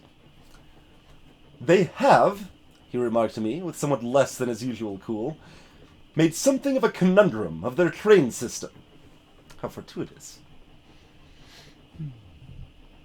I had neither time nor the wit for conundrums of any sort, even the fortuitous kind, so I waited with the bags for my master to bring the problem to heel. Eventually he appeared satisfied, and we strode away towards the platform he had determined, only to find we had missed our train by several minutes. I will determine when the next leaves, Monsieur Fogg declared, and then disappeared into a dark funk for another hour as he attempted to complete this otherwise rather petty task.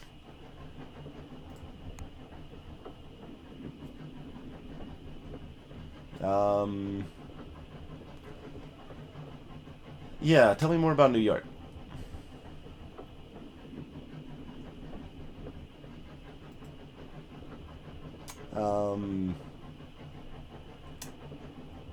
But could you tell me more about New York, though? Fine, tell me more about Washington. What? I mean... That's, I don't think so. That's, I'm guessing there's not a route from Washington to Gar. I'm sure, I think this is similarly... Wait, Punta Delgada, wait, that might actually be a thing. How about that one? Yes! My sweetheart took the Paul Revere from Washington to Punta Delgada. Excellent. Okay, that's amazing. Right, yes. That's amazing. How about to Marrakesh? I think we've already got one to Lisbon, so that should be fine, but that's what we care about.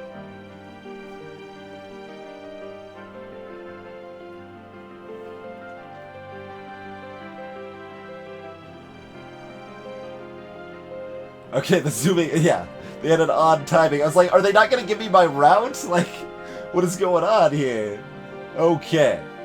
That is hype. That is excellent. But before we continue down towards Atlanta, day 50, man, we're making pretty dang good time, and we should have some decent stuff to sell off in Washington here as well. But before all of that, it is time for a quick break here. Yeah, could be Silent Shadow.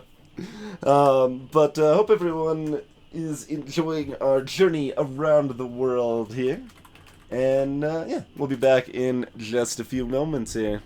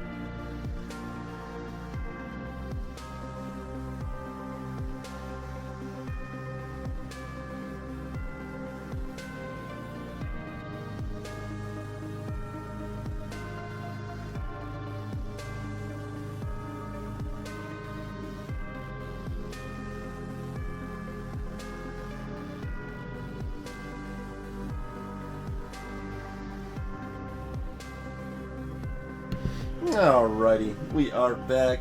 There's been times in the past that Google Maps has effectively given you those directions to cross an ocean by car. So, maybe. Also, in this game, it seems like a thing that theoretically could be a thing. All sorts of steampunky modes of travel and whatnot. We headed away from Chicago and into the wild wilderness of America. Endless meadows stretched away in all directions, broken only by dense patches of forest. Once I saw a lumbering shadow, almost certainly a bear, and I gripped my seat with white knuckles until we were several miles further along. I have, as I may have mentioned, a particular fear of bears. Around the middle of the day, we passed a well-tilled area set with triangular cloth houses. It seemed a most uncomfortable place to my eye, though not so much worse than other places we have seen on our travels, and the people themselves seemed comfortable and at ease. Then, in a flash, they were gone, erased by the movement of the train. Oh, Brickscreen still... I'm sorry. Not terribly harmful in this case, at least. So, I'd like Lisbon exits, basically. Lisbon towards Paris, Snowdon, Cambridge, London. That's what we're looking for the most, I think. Hey, Daxter Speed. Greetings, Elazar.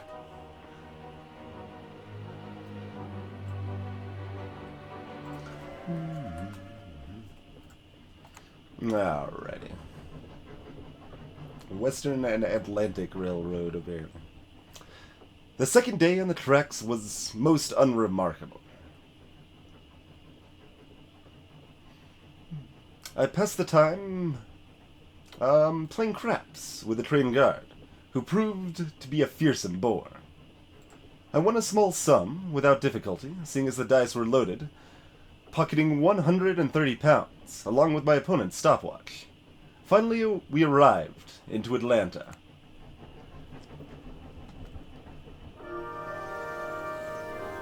When are we leaving for Washington? 3 days. Okay, so we can probably convince that down. That is,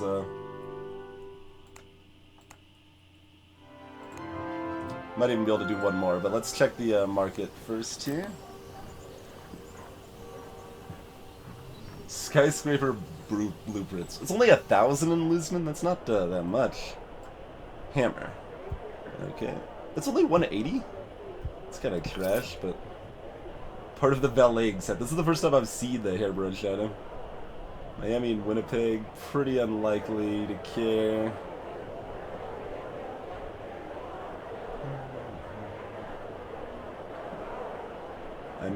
I probably just don't worry about this stuff and travel a little bit lighter. So we head to Washington and then sell everything off there. Like, I could sell something to buy the hairbrush if I wanted. Like, the compass sells for a good chunk here. Maybe I do that. We'll still have the safety harness if we end up traveling by sea to at least ease things up a bit. So we should be okay. Should be a good flexible set of options there.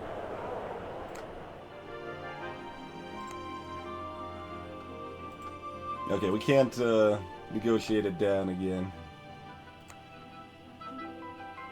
Alright, so in that case, we might as well explore. There's no real reason not to.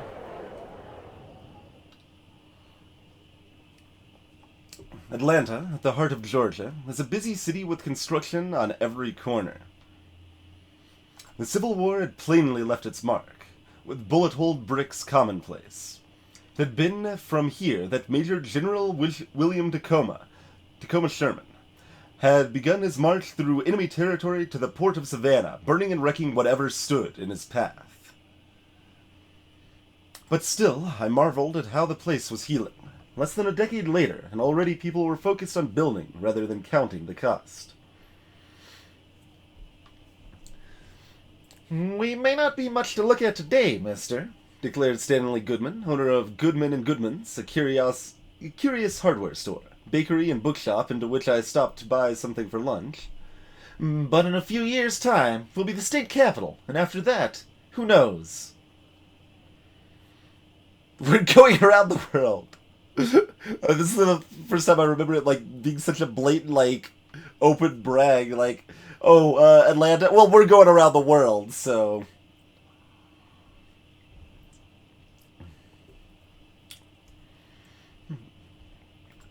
You wish to take over the federal government, perhaps?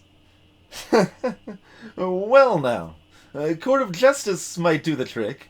There's the University of the Episcopal Church that they're doing.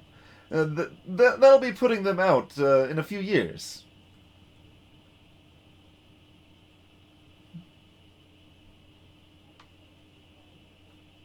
Does that phrasing make sense? Because it doesn't make sense to me. And he tapped a chinking pocket full of nickels and nodded. We're the New South. We could be capital of that, I think.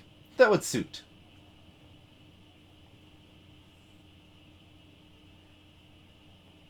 I bought a hammer and a sandwich and returned to my master. Can I sell a hammer I just bought? Yes. Ka-ching! Easy every time.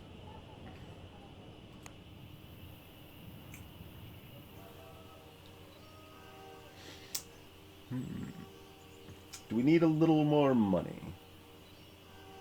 It's only like $100, but a little more money's probably not a bad idea. I don't know. Will we have a chance to explore Atlanta again? As night fell, I went out to explore a little and fell into a discussion with a charming Chinese artist who had mislaid a locket, which I spotted, and who, then, told me that you could obtain magnifying glasses in Miami you can sell for a profit in Houston. I kind of stared at him blankly for a moment, saying it was hard to state how little we cared about this information.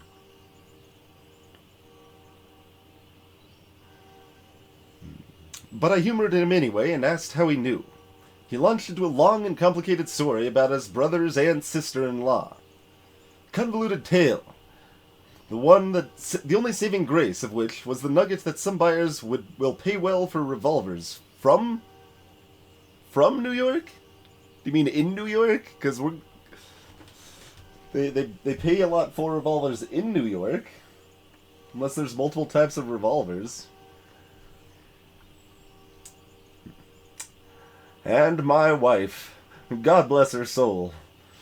That's what that reminds me of.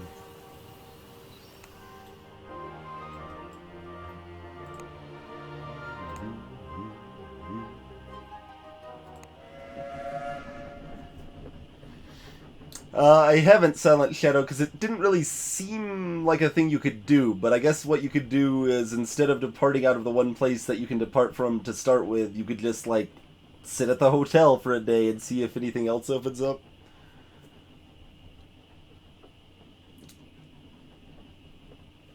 And you can go to the North Pole, Mortress. You can't go to the South Pole, though. There's nothing in Antarctica to visit. And I don't know exactly how you find your way to the North Pole, but it is possible. Always gotta be sassy, Super Iron Paw. We boarded a fast new train called the Piedmont Airline for the trip to Washington. The countryside rolled past like an England built on a massive scale. Where trees grew, they formed forest, and where fields stretched, they seemed to carpet the whole world. To European eyes, it was curiously underdeveloped, a rather primitive outpost of the British Empire that was only just finding its feet as a nation. I could not help but feel sympathetic. Perhaps one day America would rise to some form of greatness, but for the moment, it was clearly a land for farmers.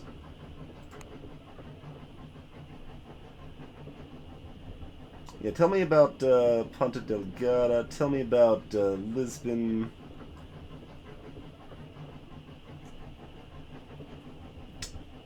There is a Ponta Delgada to London that you just told me about. I think that one's super expensive, because that's what we took last time, but it is a direct route. I'd kind of rather just go to Lisbon if I can, to mix it up a little bit. These are terrible. I don't want any of these. I don't think. No.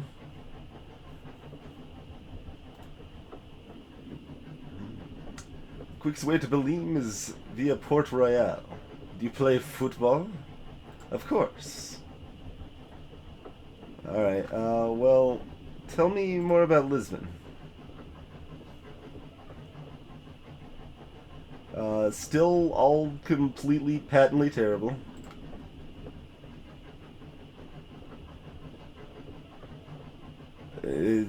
Alright, maybe this... Okay.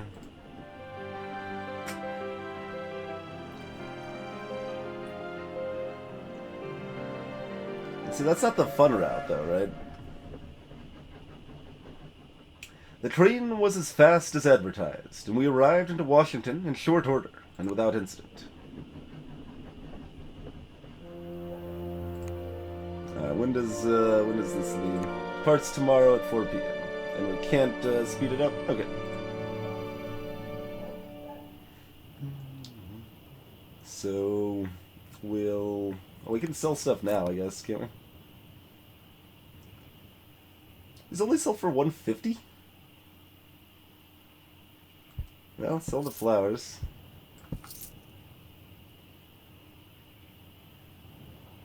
$110 is all I get for my freaking guns? And they're not even lit up yellow, but they were specifically supposed to be valuable here. Oh, we were supposed to sell that in Chicago and we didn't. It wasn't lit up yellow, was it?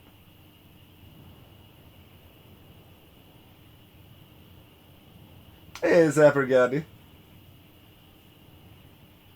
I'm keeping this, I guess. I mean, we could ditch the wax cylinder whenever, and that's pretty unimportant too.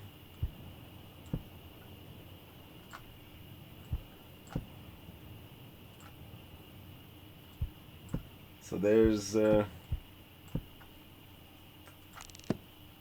disappointment. Hey, Celerity. We have not made it to the North Pole, I'm afraid. Hey, verbal fighting. People were somewhat wary of Monsieur Fogg as we roamed the streets of Washington. Several buildings had not yet been rebuilt since the burning of the city by the English forces in 1812. It seemed an overprotective reaction. Not only was their particular skirmish 60 years past, Monsieur Fogg was clearly not a military type. Still, not everyone was cold. A few people were out to make a quick buck. That seems to be the typical treatment of tourists worldwide. "Do you want the full tour, gentlemen?" asked Hink Heenberry, a man with smooth dark skin and a fine leather jacket, who strolled up to us.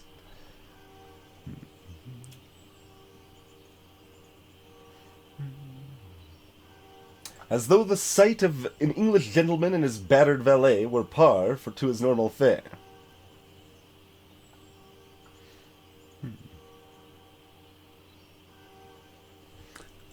"We are looking to leave as fast as possible." "Leave? Well, where to now? You haven't seen what this place has to offer."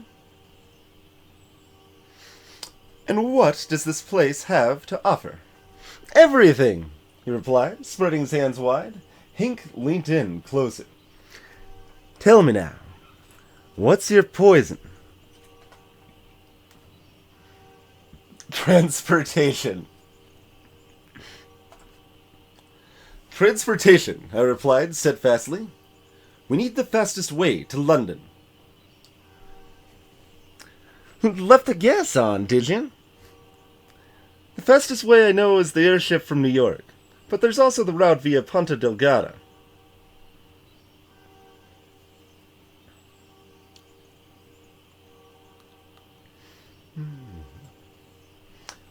"Is that airship fast?" "How the hell would I know? Now do you want to see what this city has to offer, or are you just wasting my time?" "Are we wasting your time?" I spluttered indignantly. Nah, you fellows are no hope, Hank replied, and took his leave abruptly.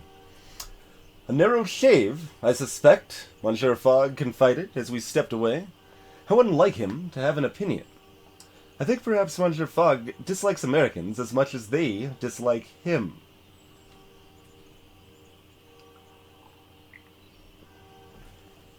Yeah, but maybe we should have done gambling since we had the weighted dice.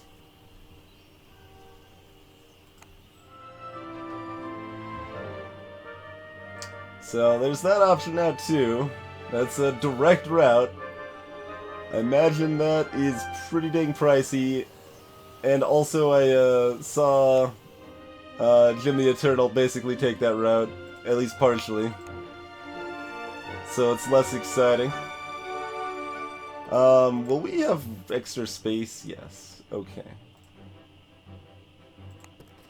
Alright, was there anything else we wanted to do? Oh, sure. Atlantic timetable, cowboy hat, rest and recoup set, and, you know, actually sell... I mean, these are more valuable in Ponta Delgada, maybe, is the hope. That's why we still have them. So, why not? Because it might be worth more there. We might get, like, waylaid, but it's not like we're missing out on a huge amount of money to take it now. Wait, where does this go? Oh. Interesting. That'd be an interesting way to go. Not really, Frag Ferret. No, it's actually been very mild the past couple days. It's a pretty unimpressive Atlantic timetable, I would say. You get, that and, that. I mean, it probably had some of the stuff we already had, I guess. So, not too surprising to find there's a route there, but, we have our route in check.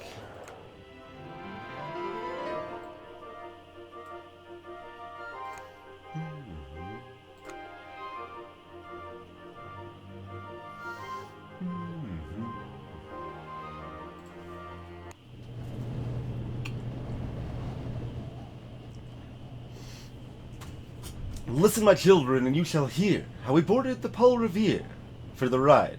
Forgive me, friends, for the tiny farming island of Ponta Delgada in the middle of the Atlantic Ocean.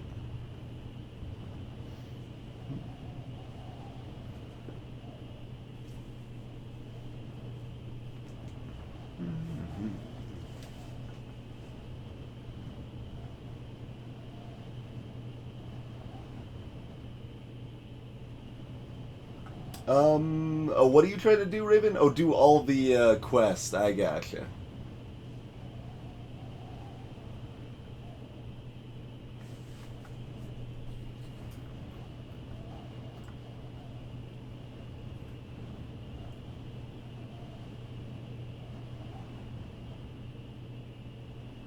Yeah, it'd be kind of like all characters runs in Isaac. That is kind of the idea then. Yep. I asked a fellow passenger about the trip. Oh, it's simple enough, Madame Constance Clementi replied. Just a short hop. I do it regularly. Only way to get any writing done. She waved a small notepad. A fair answer.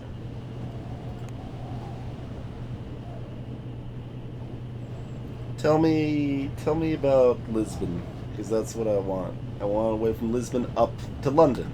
Yes. Maybe you hope so. All these other options are terrible. Objectively bad.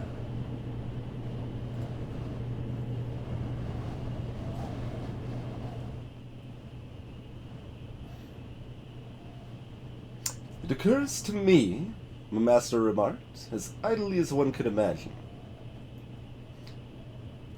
that we are aboard a long-distance airship which is not bound for London.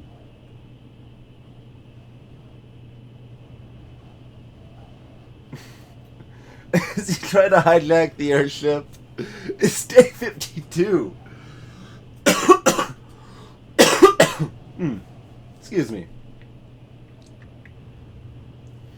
I mean, we could make it in under 60 days, I guess. I saw the direction of his remark and nodded. I will see to it, monsieur. Very good, he replied, returning his attention to his cravat. However, I did not intend to try. If the purpose of the bet was to prove that the world is in clockwork working order, we should be able to do nothing, as Monsieur Fogg did, and still win. And if we were to lose, then any effort was wasted. So I retired to the bar with a glass of cognac and in a company of Madame Constance. Give me a route from frickin' Lisbon. No, not you. Fine, have a hairbrush. Do it up, whatever. Have some healthiness.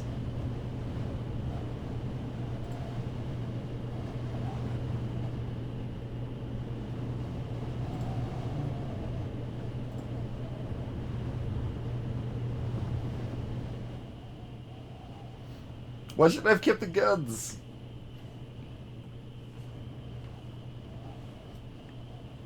Monsieur Fogg was, I think, somewhat disappointed when the airship continued to cruise eastward, and finally lowered from the clouds onto the tiny island of Ponta Delgada. I was rather happier to be on dry land, and in one piece.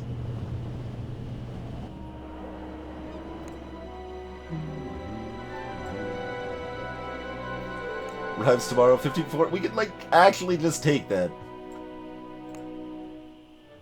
Like, this is a thing. Like, we can make it in under 55 days. Scented candles did sell for more here. Nice. Water bladder. Desert. Yeah, I haven't seen this Desert Traveler set. I think I've seen maybe one piece before.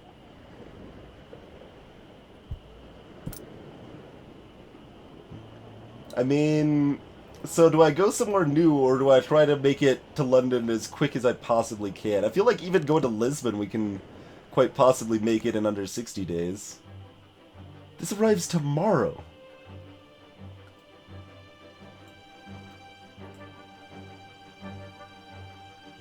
We could make it in, like, day 55. Like, there might be something that happens, but I almost feel like we gotta do that, because it's so ridiculously fast. But we've already seen that route, like, it's nothing new, right? So that's, makes it a little less, interesting, but, huh. Hey, Dalmores.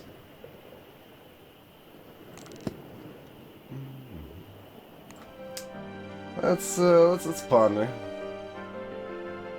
This is $76. This is $5,400.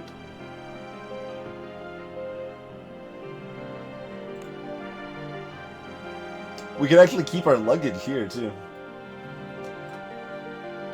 which we cannot do on the 6 of 1.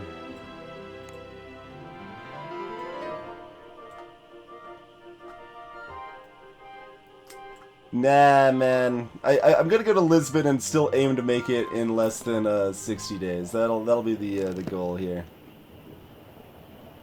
Gotta go to new places, because if we just go direct, it'll be basically the same thing we saw last time. Ponta Delgada was the largest settlement on the volcanic island of San Miguel in the Azores.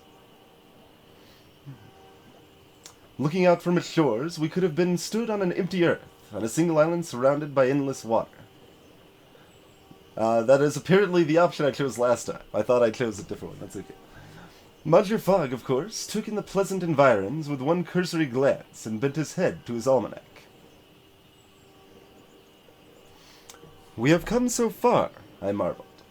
I can scarcely believe it. My master looked up from his note-taking briefly. We are not in London yet, but we are making excellent time, he said primly. Find out when the next airship to Lisbon departs. What a cold fish. Time and time again, Monsieur Fogg proved himself incapable of thinking of anything but the next step of our journey. I paused to breathe in the scent of citrus on the way to the harbor. It lingered in my nostrils for days, long after we had departed the Azores.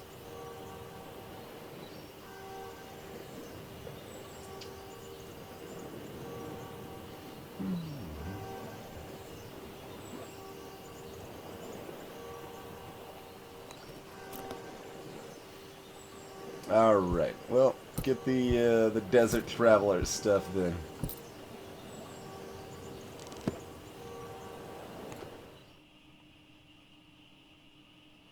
We still have the choice, but nah, we got time.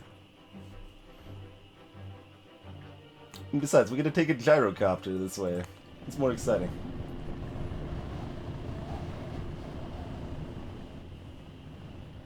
We were given a gyrocopter ride to Lisbon by one of the local gentleman farmers.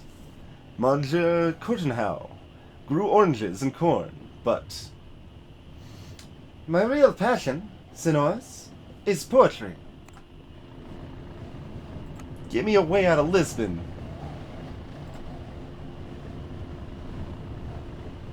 Nope. We're just gonna have to wait until we're there, apparently.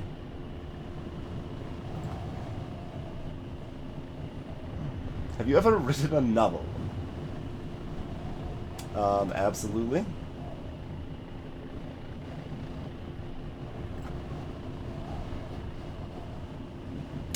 No, you're still not gonna tell me of any route that's worthwhile at all. You can't put money in the bank. The bank is basically like, wait, apparently we got a route to London from Lisbon anyway. What? Okay, I'll take it, I guess. But yeah, the banks are basically, if you run out of money, you can spend time to get more money, and it deducts from your score at the end, essentially. Hey, Canaris. LDQ was a lot of fun.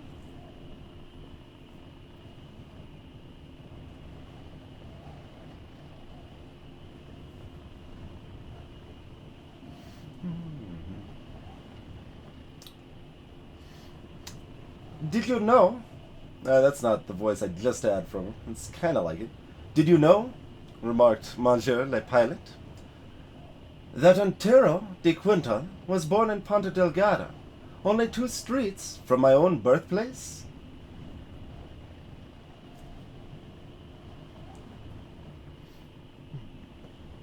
I do not know de Quintal, I admitted. He mostly writes sonnets. I'm a great admirer, but I must admit I prefer the modernite of Boileau and Rimbaud to the current taste for romanticism. And you?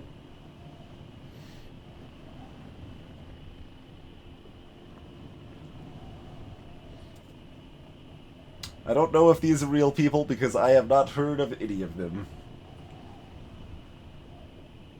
Yep, I hosted 2 blogs, Canaris, during AGDQ.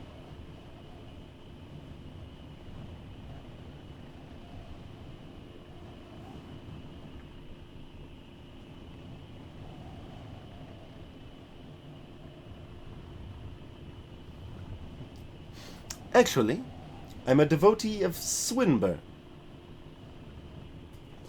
I closed my eyes. I think I'll just vocalize this rather than do his like slightly different voice there. Fruits fail, and love dies, and time ranges. Thou art fed with perpetual breath, and alive after infinite changes, and fresh from the kisses of death. Of languors rekindled and rallied, of barren delights and unclean, things monstrous and fruitless, a pallid and poisonous queen.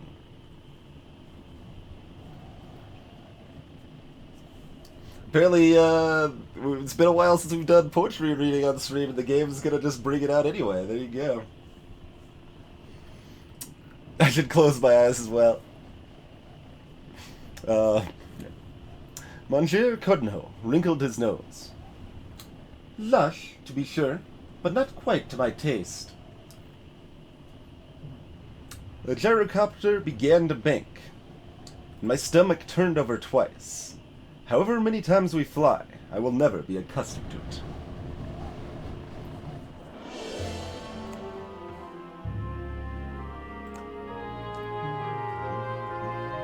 Parts of 10A. European train timetable, of course. Here, have a wax cylinder. Galoshes.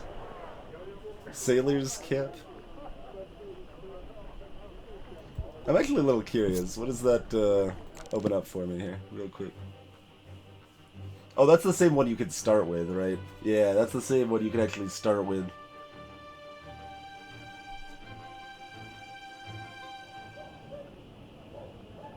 Alright.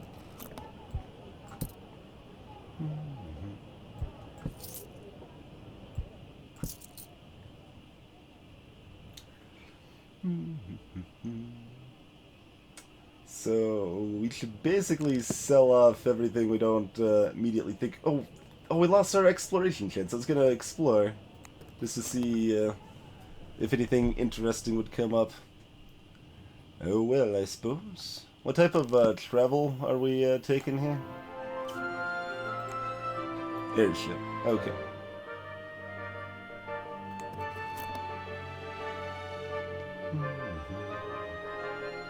Not that any of this stuff sells for terribly much, but a little bit of extra cash money, I suppose. We should wait until the morning in case for some reason it's valuable at night or something crazy happens.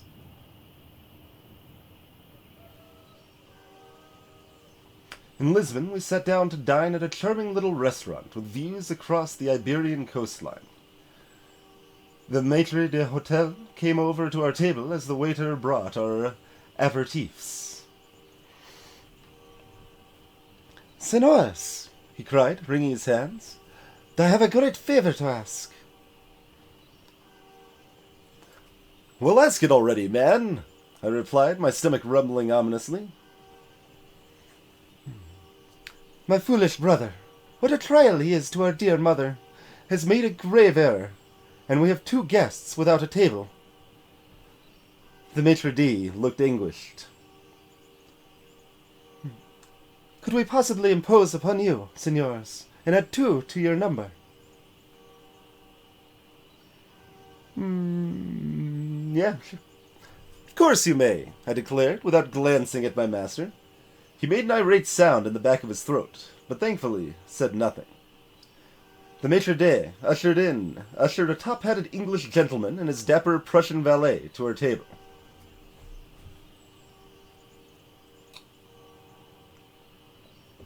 I did not rate the cut of the Prussian's jacket, and I fancied I saw a hint of redness about his gentleman's chin, bespeaking a heavy hand with a shaving razor.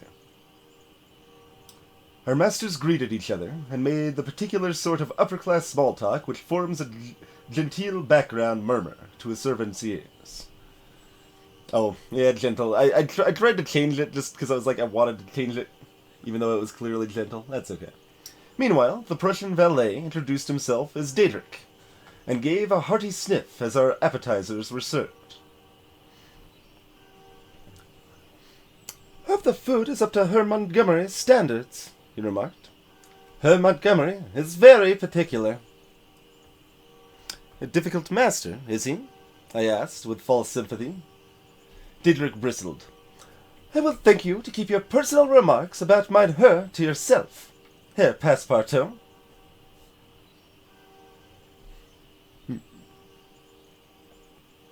We gave each other the look. The sort of look that 2 poisonous snakes might exchange when thrust into the same basket. I decided to make an innocuous inquiry, and asked what the Monsieurs were doing in Lisbon. Well, the thing is, my master and I," Daedric paused to chuckle to himself, "we are traveling around the world."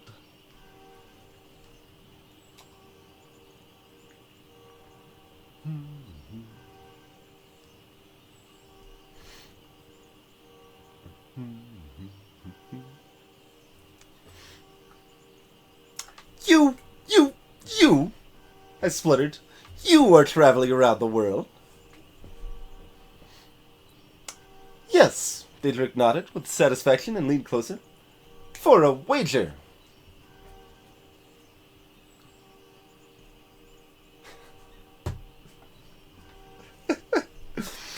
No! I shook my head in horror. That cannot be!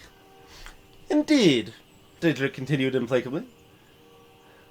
We're heading to Tengir tomorrow, and from there to South America, and across the Pacific.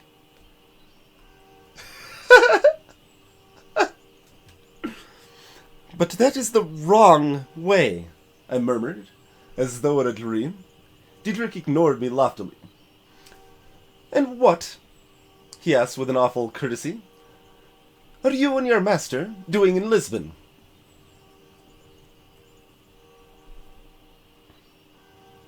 I decided I would lie and told him that we were actually jewel thieves on the run, and in possession of a famously cursed ruby necklace which had killed no fewer than 6 of our traveling companions. But Monsieur Fogg rather spoiled my game when he cleared his throat. We, too, are traveling around the world, for a wager. Monsieur Montgomery looked up from his plate, his eyes cool and remote. What a remarkable coincidence, he remarked without expression. Quite, my master responded. Yeah, sure. Let us give you some advice, I added, since we have just come that way. Daedric raised one overly sharp eyebrow, but did not decline my offer. Yes.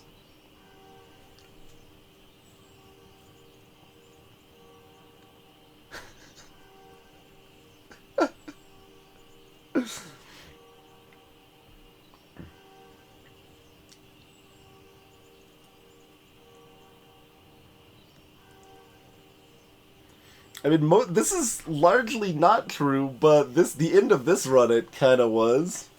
I mean, I guess we still made a profit, I think, but... Sleeping rough is considered perfectly safe in most parts of the world. Daedric shook his head. You may be happy with such measures, but we would not be. I saw my master's reaction to that. We all took our leave with awful, echoing politeness.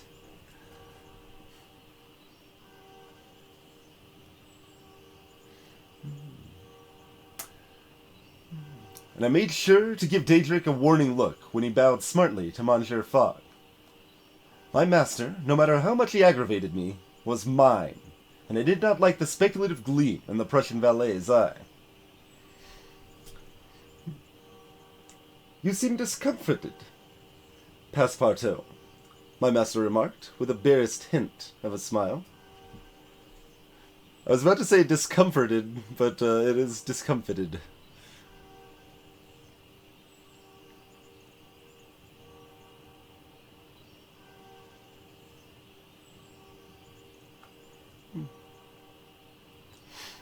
I did not like that Daedric, I said. He had a thieving, unctuous look about him. I would not be surprised if he were a fraudster, and duping that poor Monsieur Montgomery into keeping him as a valet. Cross my arms. What sort of name is Daedric, anyway? Passepartout, Monsieur Fogg said, with a small sigh in his voice. You are a man of remarkable depths.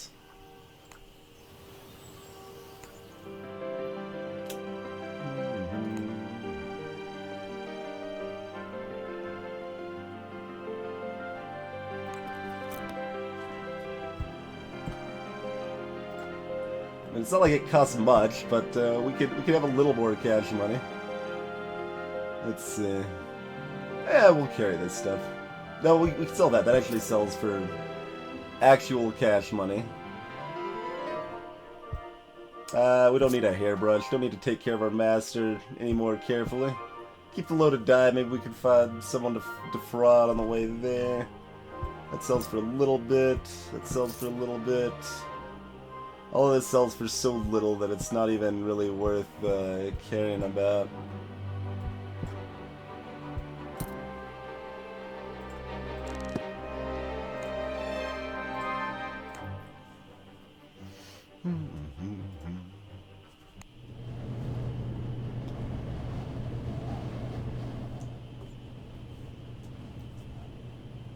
We left Lisbon aboard the Madre de Deus, an old Torres Cuevo airship with a belly full of Algarve oranges and early season cherries. The smell of ripe-fleshed fruit would no doubt tantalize me for the duration of our one day to London. Wait. He's healthy enough. Monsieur Fogg looked out of the observation deck windows with perfect calm, and there was no reason to be concerned. We were safely, ridiculously safely, within our 80-day window. I could not wait to stride into the Reform Club and claim our prize. I spent the remaining time embarking on the writing of this account, though I found already that a tale of our early adventures had grown vague and indistinct. We tethered at the airship dock in Hyde Park and felt, for the first time in 55 days, the feel of English soil under our shoes. At long last, we had returned to London, and in good time to win the wager.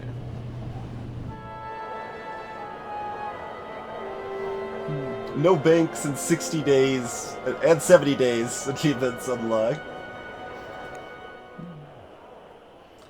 Seized my master by the collar and threw him in one of the steam carriages idling on the banks of the Serpentine in Hyde Park.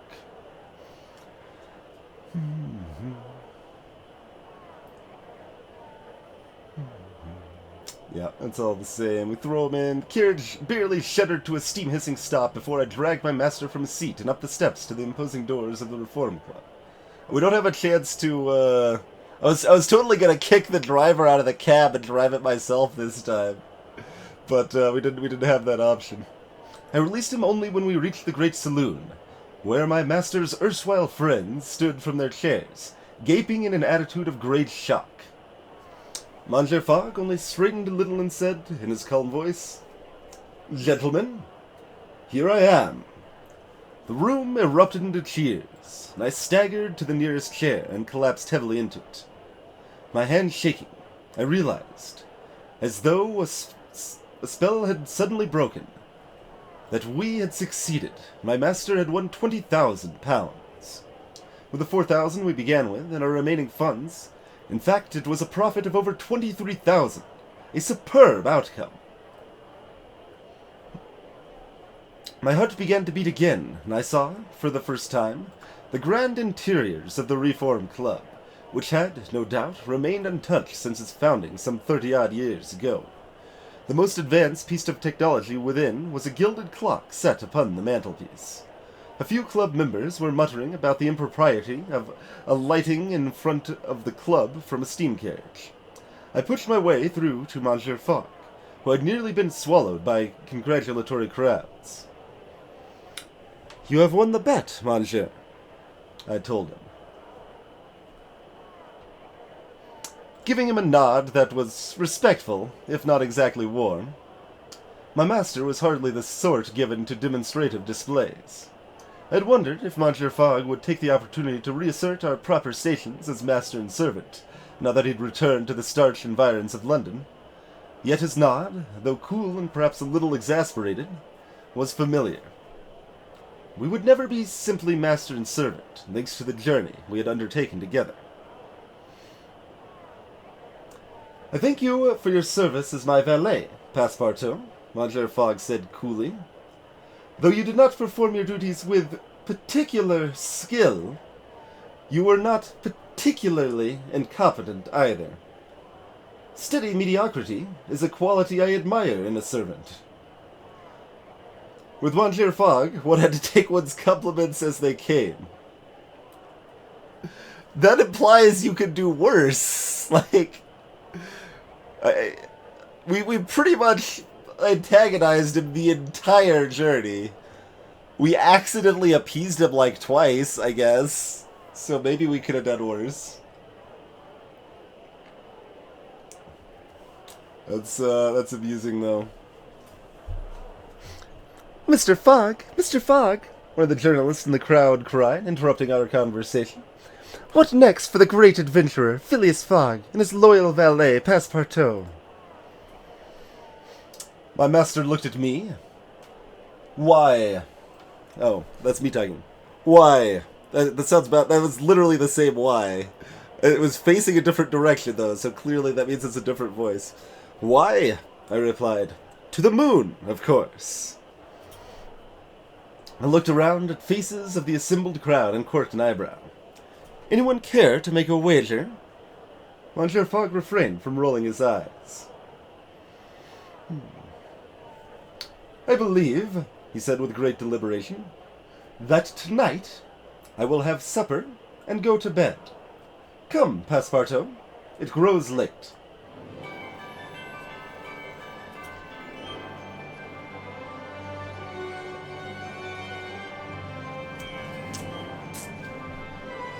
"55 days. That was zooming. We pretty much crushed that one. And we even took the slightly slower route to Lisbon. And that was cool, because then we met, you know, someone else and their valet traveling around the world.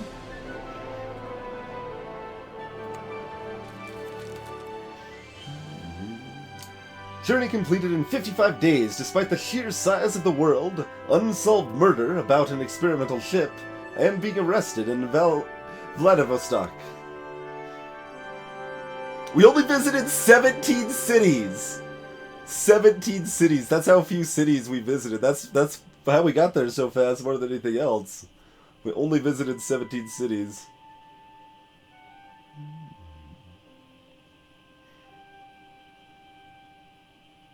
We are shabby, conservative, villing, sound? Disagree. Difficult. Oh, probably because Fogg was still at like 80 health when they got there, right? Like if we had let Fogg get there at like 20 health or something, then he probably would have been a lot more upset about the situation. That's probably the case. Look at this. Oh, it didn't say it this time. Last time it said bananas! As we cross over. Alright, so what do we got? Parted for Warsaw. Yeah, we head down here, sold a bunch of valuable stuff in Astrakhan. Took the Siberian Railway. Apparently it was exciting that we sold a can of engine oil, and we got imprisoned at Vladivostok, thrown in jail, crossed the date line. Bananas! Day 38, bananas!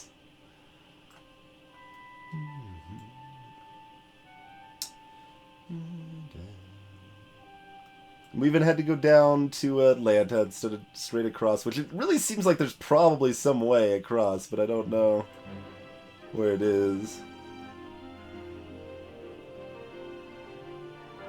I still don't know exactly how around the world's defined, Raven.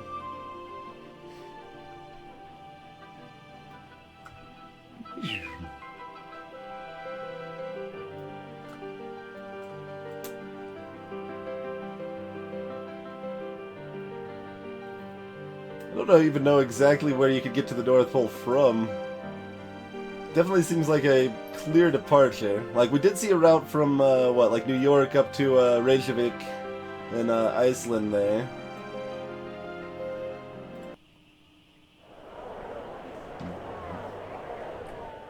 Let's see what the name of Chapter 3, or, like, playthrough number 3's seed is. In which a conversation takes place which seems likely to cost Phileas Fogg dear. Oh, that's just a link to a cafe press store. Okay, never mind. That's 80 days, I suppose. You can certainly lose this game.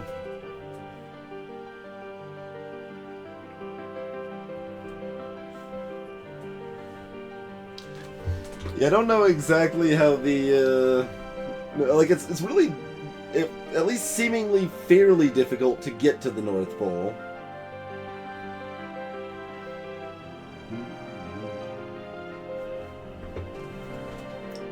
We could try. Yeah, let's just go like super quick, not really read much.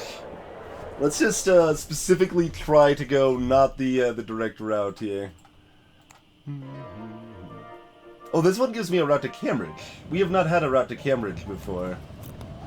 That was not something... We could take a freaking traveling cloak to start. Done and done. And a top hat? And the evening jacket, clearly more important than this. We'll take that. Now we got style.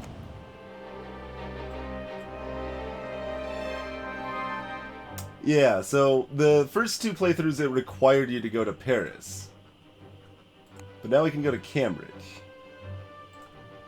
Let's go to Cambridge.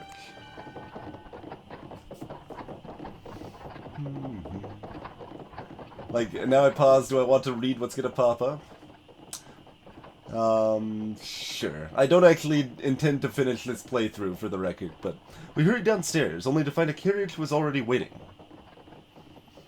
I asked no questions, but bundled inside, lashing the case to the carriage roof. "To the Charing Cross," my master shouted, but the cabbie leant down and shook his head. "Sorry, governor," he replied. "Now I've been sent to pick you up and take you to Cambridge."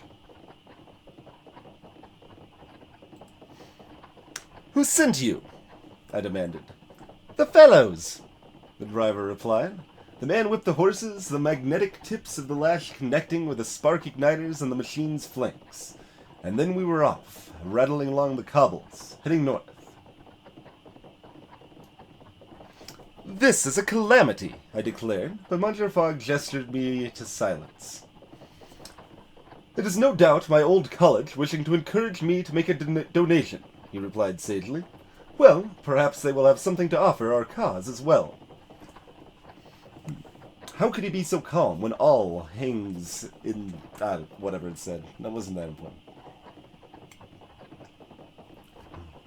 We flew up the Great North Road, the carriage showing an amazing turn of speed that pleased my master greatly. "We are being kidnapped most successfully," I groaned. "I cannot be kidnapped by my college, Passepartout. I am a member." And with that, we fell into silence.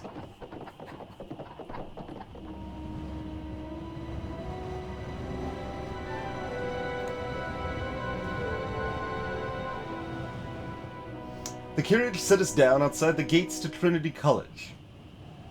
The cabbie tipped his hat, and I tipped him. Despite our rough displacement, we had been treated most courteously, and one does well to ensure the lower working class are fairly rewarded. My master, on the other hand, was cheerfully striding inside, nodding to the porter at the gate, whom he appeared to know by name.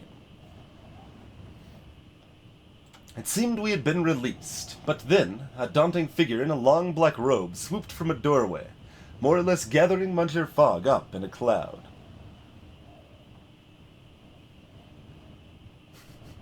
I waited for an introduction to be made.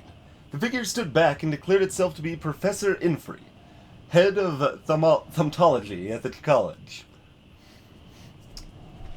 "You must be Passepartout," he declared, rounding on me cheerfully. "Tell me, do you prefer coffee or Madeira?" Don't know what that is. Sure. The professor peered a moment longer, then straightened up and laughed. "Well done, Phileas. You have chosen an excellent man here. I'm sure the two of you will go far." His eyes twinkled. "Very far indeed. Come with me." As we followed the strange, loping academic, I glanced this way and that, down the resounding stone corridors, and up curling wooden staircases. The place was quiet, except for the occasional hurrying youth, all of whom bowed their heads to the professor as we passed. Yeah, we're trying something like that moment.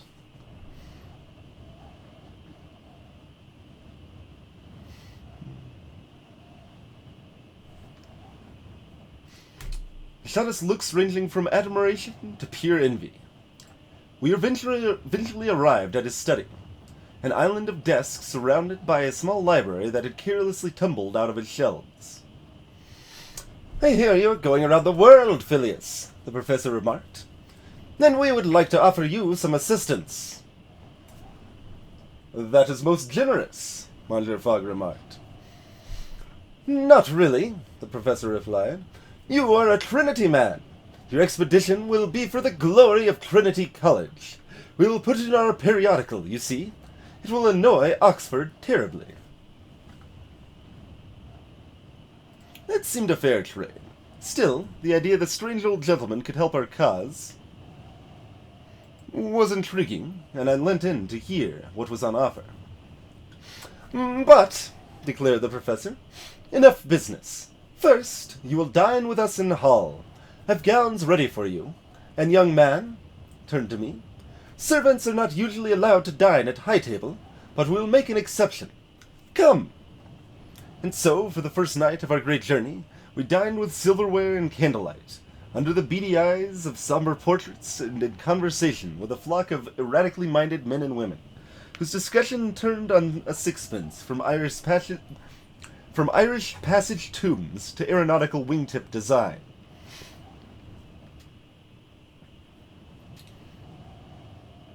Gotcha, a moment. Spanish liqueur, huh? I've never seen this word before. I became somewhat sozzled, much faster than I realized, and when we retired to bed, it was with a smile on my lips and a cry of, "What a marvelous adventure," on my tongue.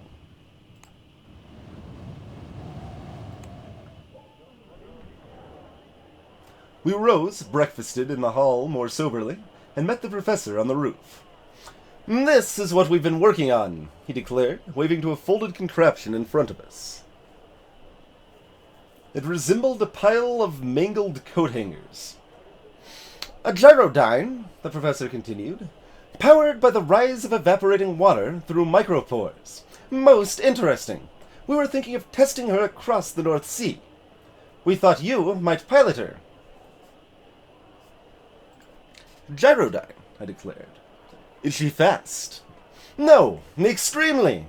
We can have you in Christiana within 6 hours, so long as she doesn't crash." The man beamed. "So we agreed. You will take her?" Alright, head north. This is good. First, what? In Munich. Well, we're not going there. Alright, ditch the trousers for loaded dice, obviously. And then, let's go. Experimental gyrocopter home.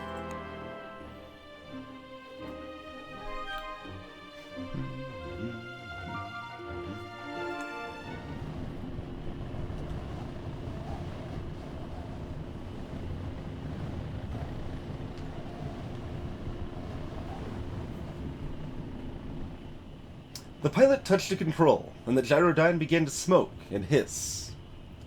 We clambered quickly aboard. "Next up, Europe," the pilot declared. The great craft unfolded its wings, seemed to pause a moment as it waited for a gust of something, and then we were up and away into the air. This is Christiana. Alright, where can we go from there? Tell me how to get to the North Pole.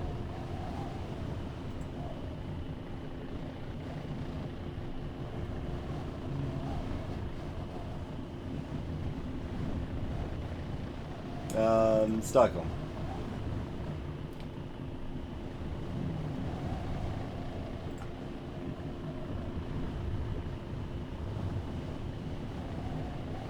Wow, rude. Look at this rude guy. I don't care about any of these places. None of these places go north. Just click things, whatever. Do what you want.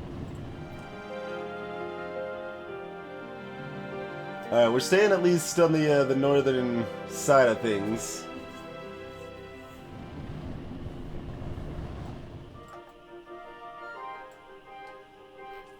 This is where we'd like to go, right?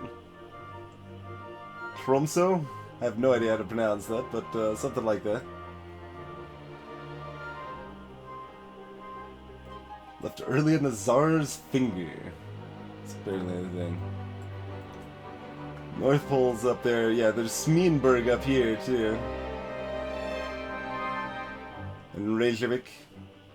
So we'll see if we can hit any of those.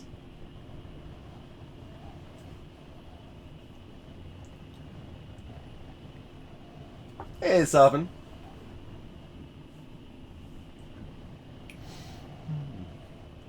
The journey across the North Sea was surprisingly brief. The little bird craft bouncing up and down in the air. It seemed to collect water vapor, rise, dry out, and then fall. And then repeat the process. The pilot seemed untroubled by this motion, so I took it to be normal and sat back, enjoying the ride as best my poor joggled cranium would allow. Finally, we settled down on the shores of Norway. A successful test? I asked. Oh, we knew it worked, the pilot said, but the professor wanted to say you started your journey with one of ours. Good for the copy.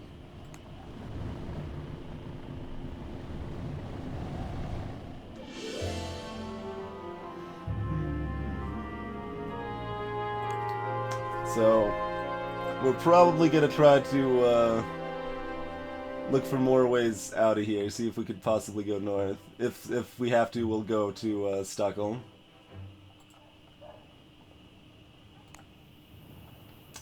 There's no market in Christiania. The streets of Christiania were completely deserted. We did not see anyone, anywhere. We found a hotel in the end, but it was deserted and cold, and there was no dining to be had. Monsieur Fogg seemed quite unruffled. "We will leave money on the counter," he declared, "and perhaps a note that their service could be improved." The stars came out over the empty city. It was cold, but very beautiful indeed. What do you got for me? Yes! The city was still empty.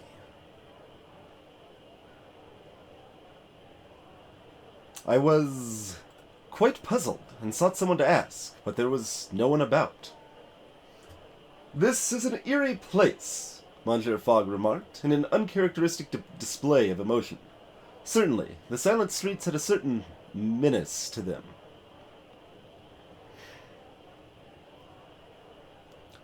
"We must find the municipal center, the government," I replied. "The city cannot be left totally abandoned." A little more walking and we came to the Parliament building, and beside it, a set of freshly built steps leading down into the ground. The passage was lit by gas lamps. I paused at the entrance. I listened by the entrance and heard, very faintly, a rattling sound emerging. Monsieur Fogg cocked his head. "Cartwheels," he deduced. "And singing." We went below, and sure enough, there were lights and shops and people and carriages and restaurants, and indeed an entire city built beneath the surface. Why these people had moved their entire city downwards, I did not care. It was enough to find a hearty meal and to reassure ourselves that our journey would continue. I spent a little while browsing markets, of which there were plenty here below, though I found little of interest except a chess set with a piece made of finely carved walrus ivory.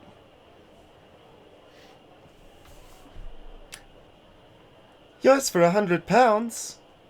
It's highly valuable." I paid her and packed the set carefully away into a case. It was a fine souvenir, but looked also like it might be worth something in trade. Nah, screw Stockholm. Going up. Tomorrow at, crack of dawn, basically. Alright. Worth a buttload of money in Rome. Sure. Yeah, good.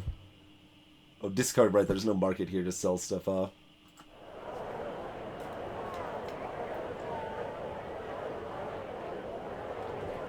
Yeah, you didn't look hard enough. It's not like they go advertising the, underground city.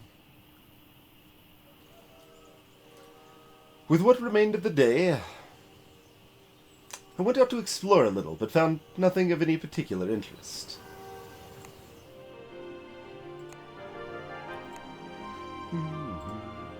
Departing in 17 minutes. Yeah, they don't give you much time to go on that.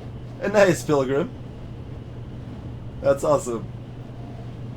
We had to work kind of hard to travel up this way, man. Up to Tromsø.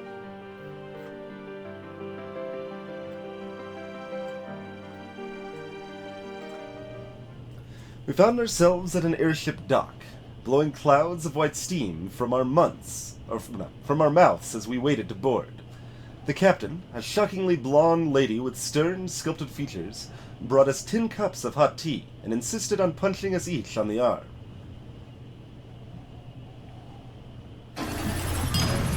Hey, Baylor Lord. Thanks for the continued support, as always, good sir. And that's the hope. We're hoping to make it to the North Pole.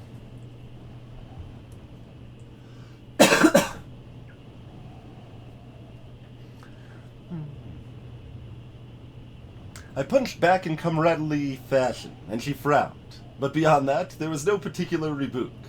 Except, of course, for my master. It is good for a pilot to have some spirit, he remarked. It suggests they may not be totally helpless in circumstances of some pressure. We boarded the airship soon after, and lifted up, ready to trace the delicate lacework of the Norwegian coastline on our way north.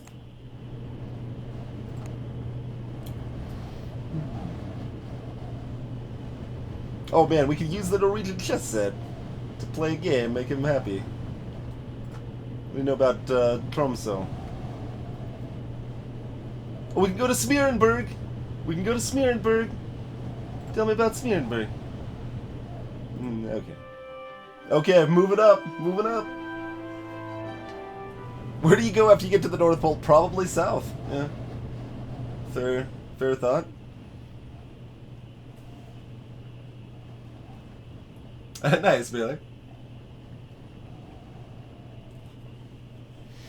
I confess to a certain bafflement as to my master's intentions with this particular leg of our journey.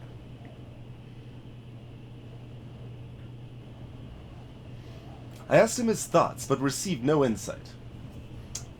We are making good time, he replied simply. These are early days. We must hold our course. But what is our course? I demanded. Towards evening, the airship descended towards a small fishing town, nestled between 2 dramatic slopes. It was, I think, the smallest place I had ever seen. Well, there you go, Arbretic. Apparently it's the smallest place. Arrives Monday. Oh, we could maybe negotiate it. $700. Let's see if we can negotiate it after we go to the market and maybe buy something that makes it easier to negotiate.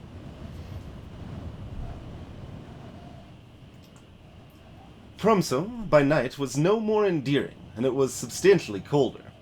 I did little but wander in a state of some isolation, until I stumbled upon a bar in which several fishermen and women were playing chess matches. It was hardly fine entertainment, but I won a few matches, which at least let me feel I had achieved some part of my cultural duties as a traveler. We're now steadfast, okay? We can explore from here? Yeah, I think I want to explore from here. Let's do it.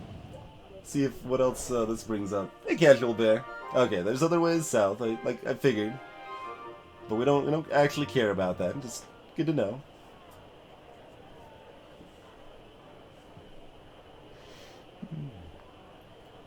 I walked the streets of Tromsø, a pleasant enough perambulation thanks to the dramatic slopes in the glacial lagoon. There is a university, they tell me, though I cannot think who would endure such cold just to read books.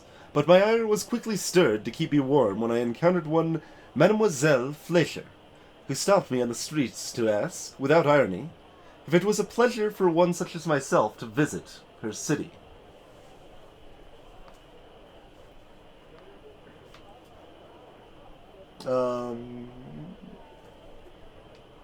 I flattered her, of course, but my gallantry was quickly put to the test by her next remark. Oh my.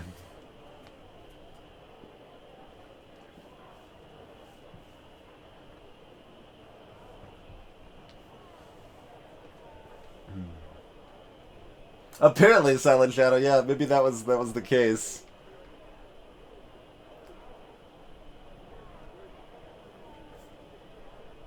$72,000 people. Gotcha. Hey, Asherim, we're going north. Why wouldn't we be in Tromso? You know.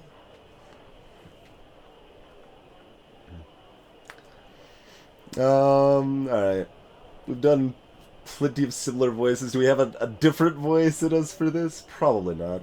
I mean, it'll be a little different, but kind of similar. You're the ambassador we have been promised. From the Paris of the Europe to this, the Paris of the North. We have been promised a liaison between our cities for many years now. Who else would you be? Tromso is the second capital of Norway, you know? I played the part impeccably, bowing low and asking if she could provide me with a suitable tour. She took my arm, and we swept through the streets of the city. There were, perhaps, 11 of them, before settling to an enjoyable glass of aquavit and a slice of brunost. I have no idea what either of those things are. By the shore of the ice-cold lake. The mademoiselle's eyes drifted northward. Have you ever wondered about the top of the world? She asked dreamily.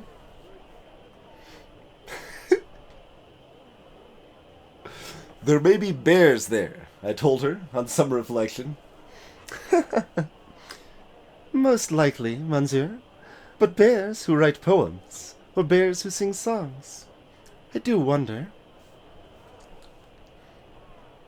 We talked for a while of frozen wastes, and I fear I promised I would one day take her to see Paris. Only 5 days into this journey of ours, and I fear I'm making promises I cannot keep. Oh, fur coat, nice and cold, cool. I mean, this is probably not worth anything to us, but we'll take it anyway. We're definitely not selling that traveling cloak, but sells for a decent chunk here. Alright, and northward we go. So we wait another day. That is okay.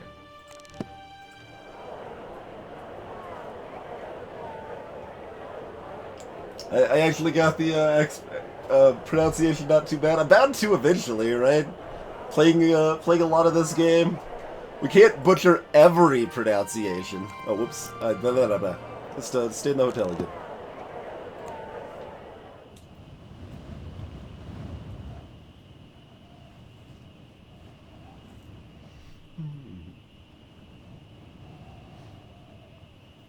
Akavit is whiskey-like liqueur. Okay.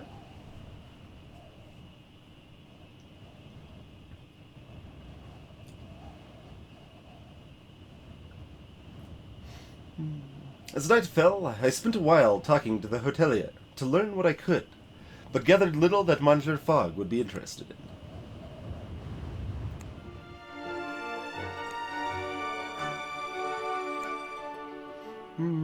Yeah, extra space. Yeah. Russian fur coat helps a lot. Homar hunting balloon. That's interesting.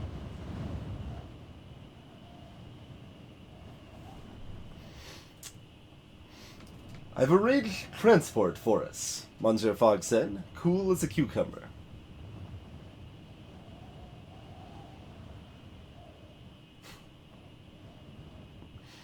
I nearly spat out my tea in surprise. He shuffled his newspaper. We are going north. Very north. I held my tongue and waited. My master was in a strange mood, and I found myself wary. Smearenburg, he said, showing me the location marked on his almanac. It was indeed very north. Perhaps even very, very north.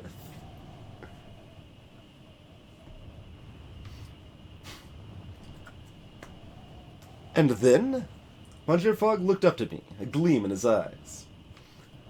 Sometimes, Passepartout, he said slowly, the best way to untie a knot is not to untie it at all. Sometimes one must simply slice through it.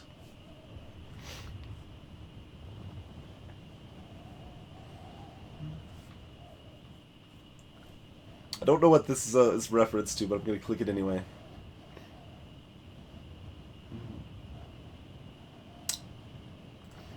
The Alexandrian solution, I murmured, and I fancy his cool blue eyes warmed a little. Though, monsieur, if you are Alexander the Great...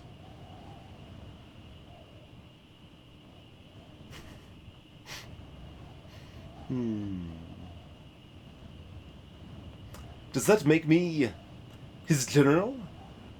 Hephaestion? Butchered horribly. Hephaestion. There we go. Hephaestion. That's what I'm going to go with. I cast my eyes down after I spoke the words, aware of my presumption.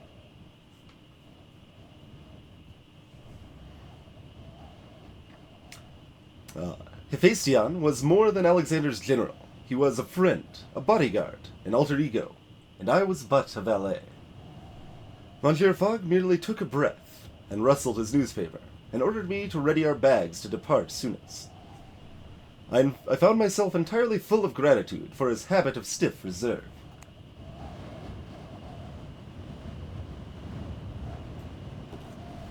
Well, what can we tell about, Smearenberg? I really talked to Sir... Wow! Well, let's play some chess then. Tell me about the North Pole. There is neither a hotel nor bank nor market in the North Pole. Shocking. I would have never guessed. The captain of our balloon was a dark brown woman by the name of Yana Starostina.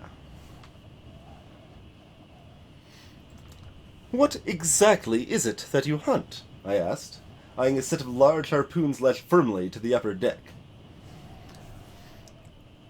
Whales, walruses, reindeer, the captain answered, jovially enough. Even polar bears sometimes. Bears! I paled, taking a small step back. I have a particular fear of bears. I think bears are not over fond of Frenchmen either, she replied, with a little shrug. With that, she was summoned to the navigation room. Now, how big is this balloon? And I retired to her cabin to lie down, with some agitation. We got our cabin, there's a navigation room. Oh, Gordian knot. Okay, I didn't actually realize that was related to Alexander.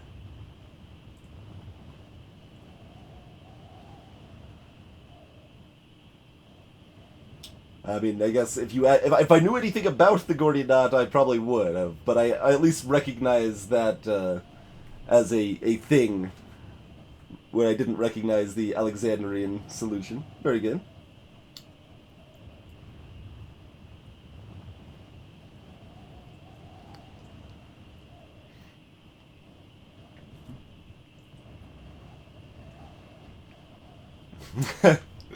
I do imagine I would dislike Aquavit.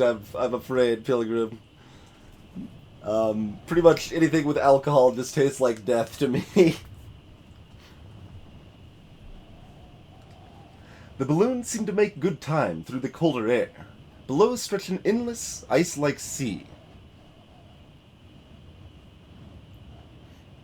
I was surprised to see it quite alive.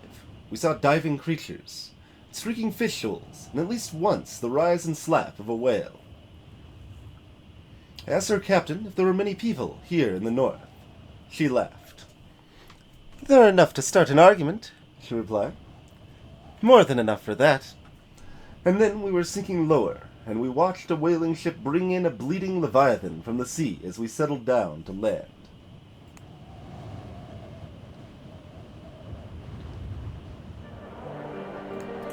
What are you selling? More buffalo hide?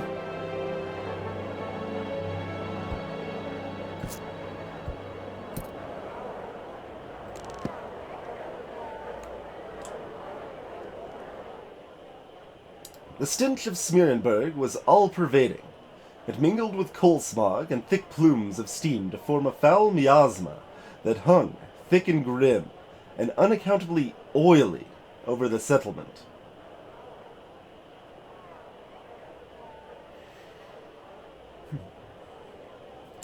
I shall never be able to watch this out of my jacket, I muttered glumly. That is Wales, a nearby fellow put in sagely, in a Finnish accented English. Yeah, good. I greeted him courteously, feeling the need to maintain some semblance of civilization in this place so lacking in it. The man pointed at several copper kettles nearby. They were set into brick ovens belching black smoke from their chimneys. They're under the rail blubber there. For oil and fuel. Become accustomed to the smell. I introduced myself to him, and though he shook my hand, he shrugged as he did so, as though our meeting was of little note. Viti Jokinen, he said. You don't look like seal hunters or smugglers, so what are you doing here?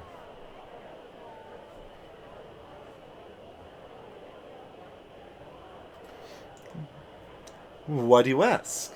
I asked suspiciously, eyeing a pair of sailors brawling merrily not 2 streets away.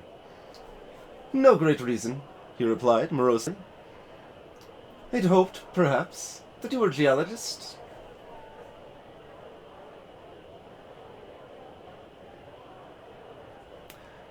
Do you often hope for geologists? I asked curiously. Seems a slim hope in these parts. It is the Arctic, he shrugged. After hunters and adventurers, scientists are the most common breed. So what is your purpose here?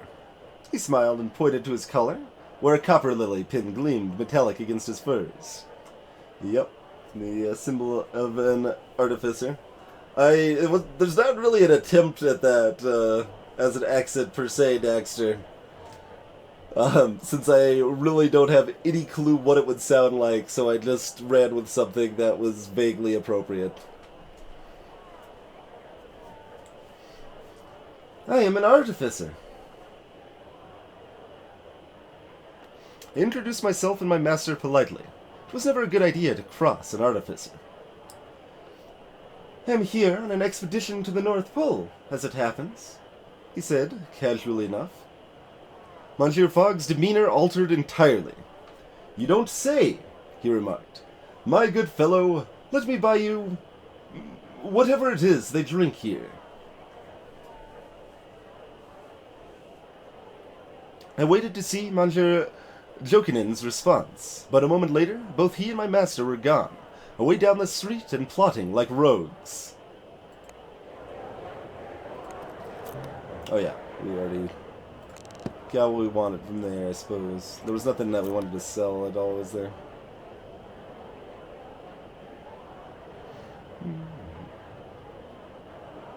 San Francisco and Omaha. Oh boy.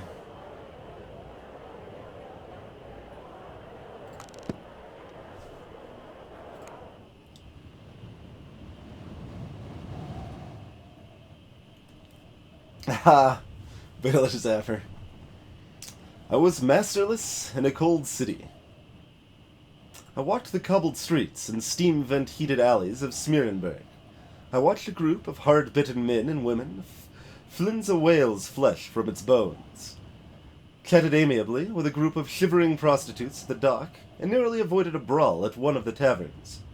I could not stop thinking of the North Pole. It was a dream, a myth, as much as any real place. People died searching for it. They died or were lost for years and years upon the ice floes and desolate seas. They ate their sled dogs and dead friends and left their souls in the frozen wastes. These were my thoughts as at the moment my master returned, cheeks reddened with an unnatural flush. "Passepartout," he announced, slurring his words ever so slightly. "We are going to the North Pole." "I will prepare some hot water," I replied. After all, What else was there to say? New route discovered. All wiggly like. Look at that. What do we got? Yeah, it's a hard voyage, shockingly. Do we have room for luggage? Yeah, we do. Alright, bring the luggage. We do have at least the Russian fur coat. Oh, it's departing like now. We gotta go. What is this thing? It's a freaking walking submarine is what it is. I confess I gaped like a simpleton when Monsieur Jokinen showed us the enormous contraption that would lead the polar expedition. We call it the Ice Walker, he said, patting one of the enormous metal skis attached to the machine's underside.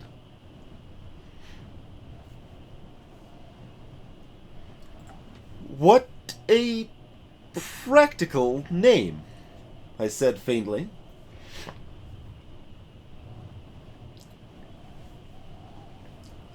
Monsieur Jokinen covered a slight smile with one graceful, mittened hand. The machine was vaguely boat-shaped, with a pilot's bubble of reinforced glass at the front.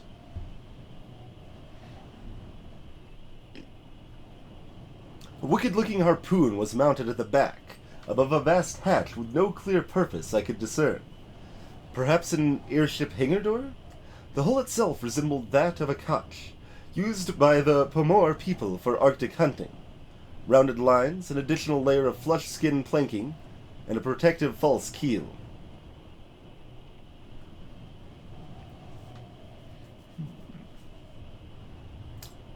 Who designed this marvel? I asked absently, still absorbed in studying the angles and curves of the machine. She is the result of 3 years' work, and hundreds of artificers' ingenuity and sweat, Monsieur Jokinen said, unable to keep the pride from his voice. Is this the Guild's first polar expedition? I could see him considering lying, but he discarded the impulse. No, he did not elaborate. Even this expedition is quite secret. No. Period. Yeah, that's worse than yes, actually. That's yeah.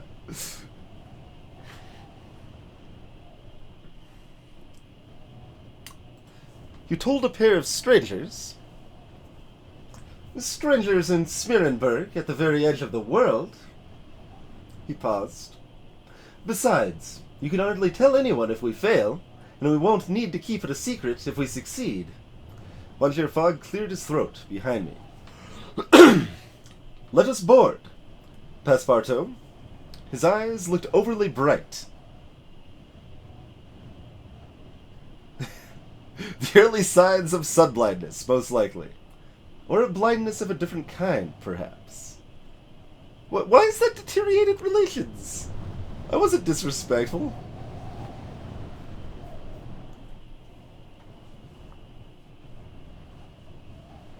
We settled in and heard 2 sharp whistles that signaled our departure.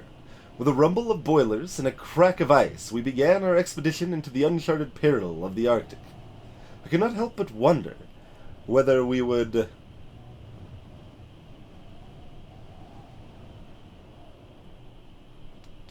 arrive in London within 40 days and surprise everyone at the Reform Club quite out of their hats. The thought was thrilling, if still distant. I turned the whale oil lamps down low and climbed into bed, but it was a long time before I fell into sleep.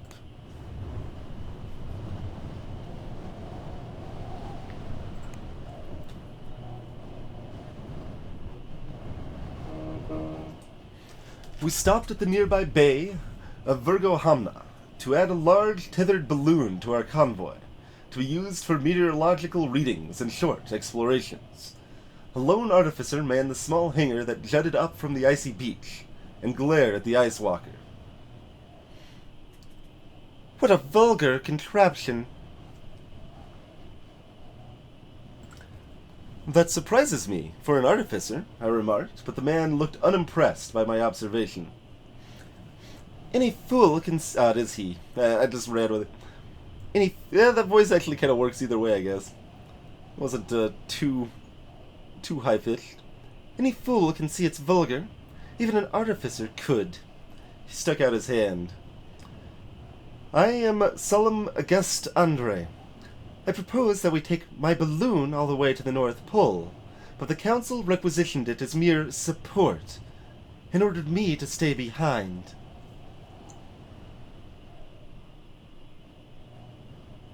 This sounds like the most flatterific. Did you design the balloon yourself? I asked, intrigued. Of course. He narrowed his eyes. Why? What have you heard? Fine, if you're gonna be a jerk. I remained silent, as though I had a secret, and the artificer sighed.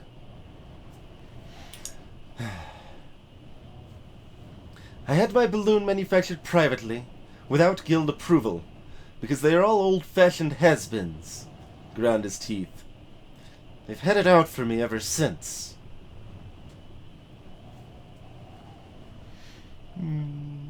I understood his frustration, if what he said was true. Still, I wanted no part of internal artificer politics. You can't take a hot air balloon to the North Pole, it's cold there.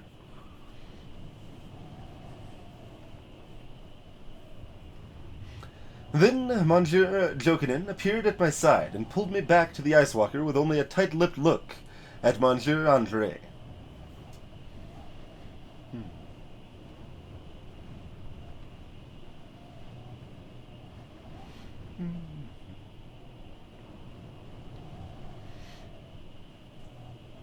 Surely we should take every engineer we can, I asked, glancing cautiously at the ice walker. Too many chefs can ruin a souffle, Passepartout. Too many cooks. Too many cooks. Tempting a French idiom. And Monsieur Andre is hardly sound. I'd say even he was obsessed. Pole mad.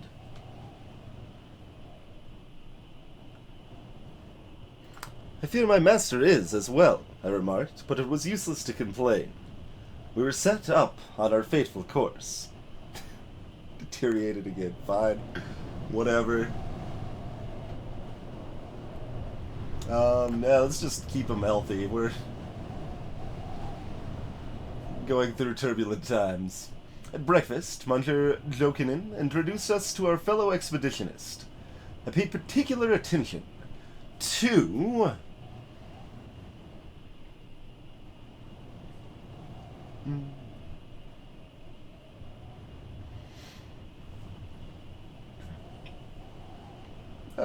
Sure. Raja Juho, the lead research artificer of the expedition, was responsible for various readings and experiments. She observed my attentions and remarked to the room. Why are we taking on guests instead of more scientists?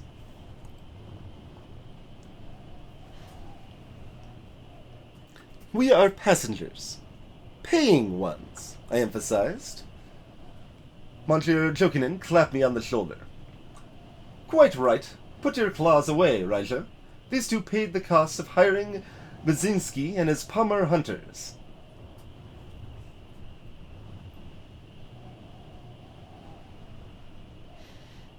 The artificers had made a good deal for my master, it seemed. Still, the answer seemed to mollify Demoiselle Juho enough to tempt further conversation. How did you become an artificer?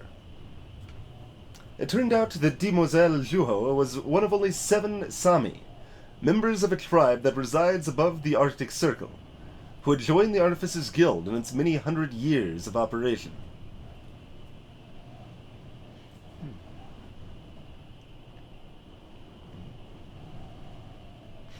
Why so few?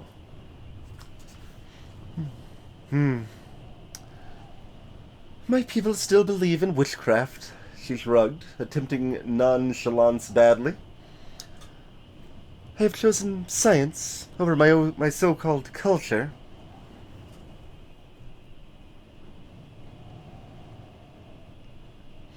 That must be a terrible sacrifice. It was a long time ago that I walked away. The Artificers Guild is my family now. Demoiselle Juho looked away. I did what I had to do. What is your specialism? I asked, hoping to steer the conversation into less troubled waters. Her stark features lit up. Marine biology. She began to tell me about the breeding habits of the Arctic tern, and what can only be described as a munificence of detail. Munificence, huh? I don't think I've seen that word before either. Luckily, Monsieur Jokinen swooped into the distractor, allowing me to make my escape. Let's converse. About that North Pole. Can we go anywhere cool from the North Pole? How about, like, Gastown?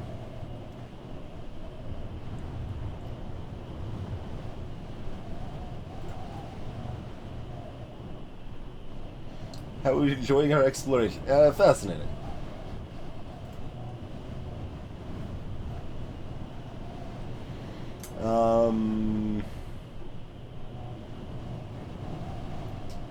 I want to go into Canada from here, not not into Russia.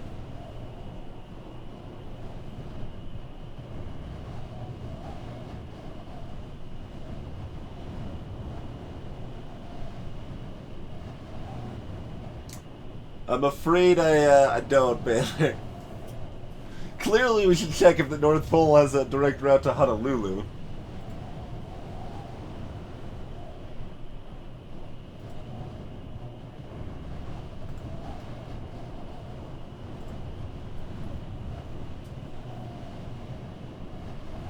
Always gotta end up in Hawaii, it turns out. I don't know. It would have been amazing if it said we did have one. Halfway through the afternoon, we fetched up an icy cliff, far too sheer to be essayed by the Ice Walker's skis. And I'm afraid I don't get the reference, Baylor. Was this anticipated? I asked aloud, peering out from the thick glass window of the bridge. Nothing on this route is anticipated, Monsieur Jokinen replied. No one has ever been this way before. With that, he pulled a lever of gleaming wood. We lurched down with a mechanical hiss, and the engines hummed at a higher pitch.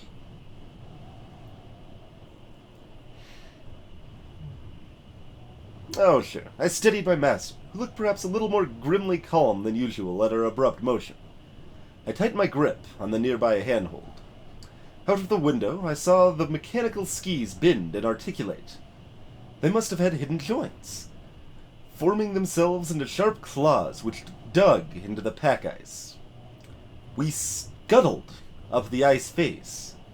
There is no other word to describe it. The Ice Walker swung and hissed and spewed steam in great shrieking gouts, but we made it up in no less than 5 minutes. Next time, Monsieur Jokinen put in jovially, buckle up. I was too shaken up to form a proper reply, and settled for attempting to keep my lunch down, at least until out of the Artificer's sight.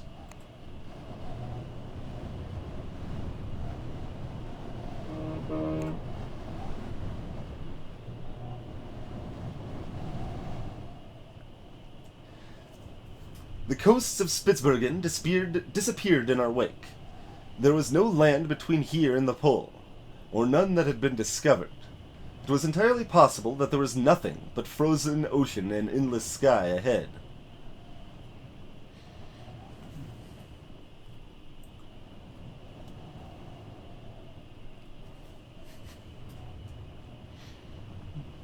We might as well have skied across the moon.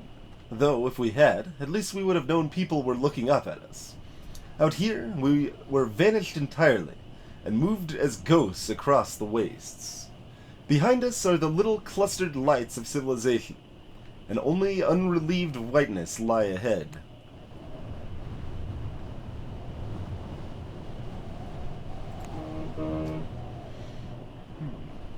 The interloper, huh?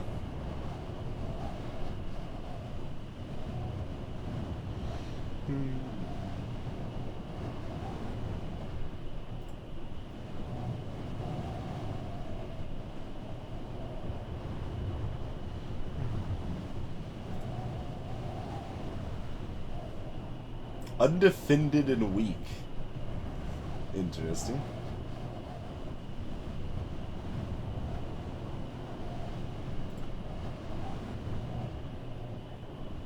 The governor of Omsk is a very important man.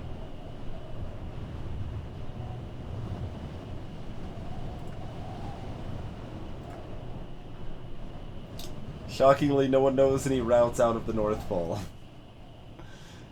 I was heating Monsieur Fogg's shaving water to a precise degree when I heard a long trumpet blast, and the sound of many boots thumping in the corridor.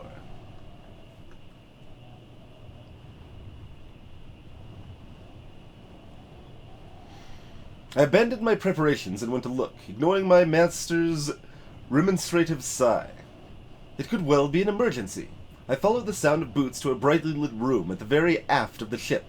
Monsieur Mazinski was shouting commands to his group of Pomora hunters, but paused to toss a glare in my direction.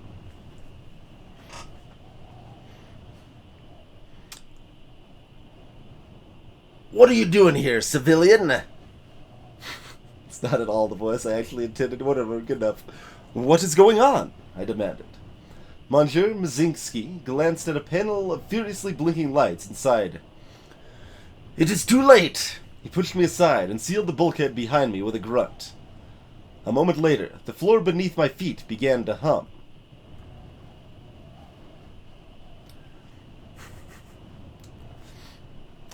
"Merde!" I shouted. How did I continually find myself in the midst of these misadventures?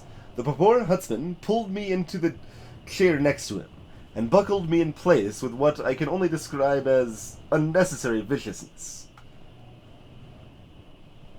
I remained silent out of pure unbridled terror. All the hunters were warmly outfitted, heavily armed and grim-faced. The hum reached a crescendo, and there was a stomach-churning wrench as the room detached from the ice walker and pitched into the air. It was a gyrocopter masquerading as a ready room.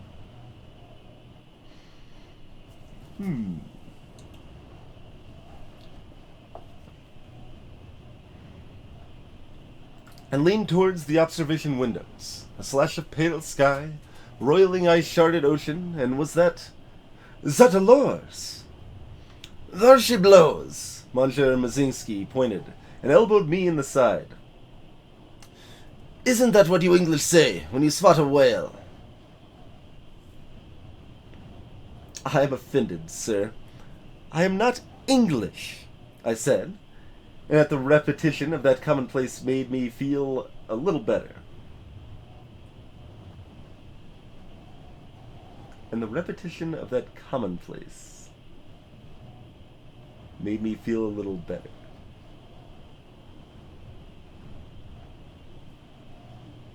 That doesn't sound like it makes sense. One of Mazinski's hunters shouted a phrase in Russian, and there was a scramble. A hunter opened a hatch in the ceiling and clambered up to man the mounted harpoon. Another shouted out the direction and heading of the whale to the pilot. "What can I do to help?" I asked, gathering my courage. "Nothing," Mazinski rumbled. "Now shut up and stay out of the way."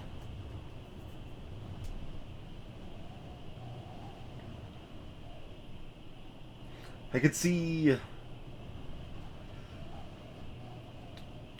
the pilot trying to steady us in the strong winds, sweat pouring down her face despite the chill.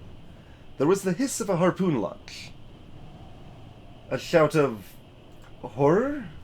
Our craft shuddered and swung. The instrument span wildly. The harpooner had hit home. A thick rope cable connected us to our quarry. It thrashed in pain, jerking us along with it as its blood darkened the water.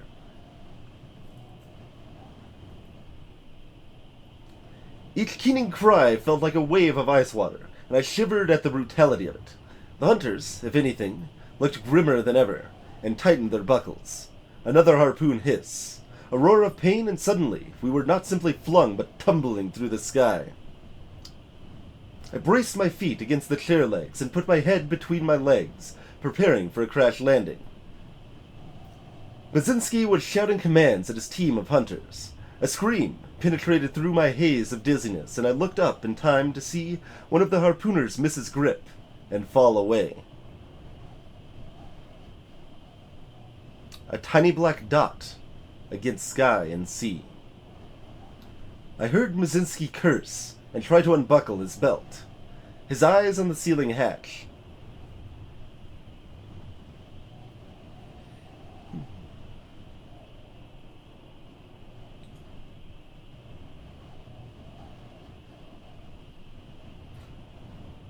Well, we've done like 2 full runs, Baylor, and it's happened like 0 or 1 times, really, that we've been like actively mistaken for an Englishman. I think about once.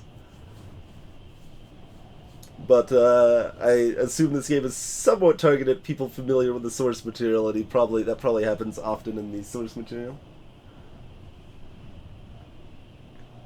Now this is interesting. Do we want to hop up there ourselves, or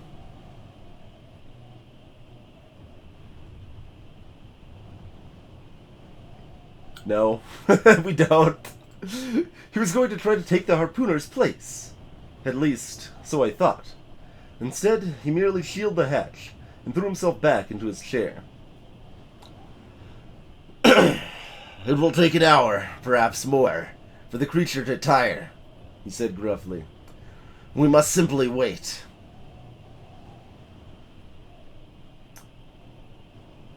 How can I describe that mix of boredom and terror, being pitched and rattled about by a whale's death flurries?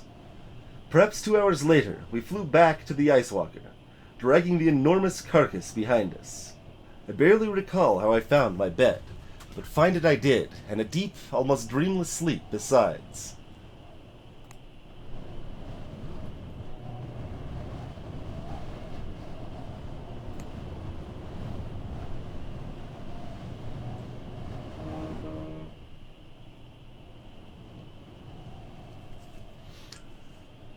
You goat-faced idiot! Baczynski shouted as I blinked my eyes open.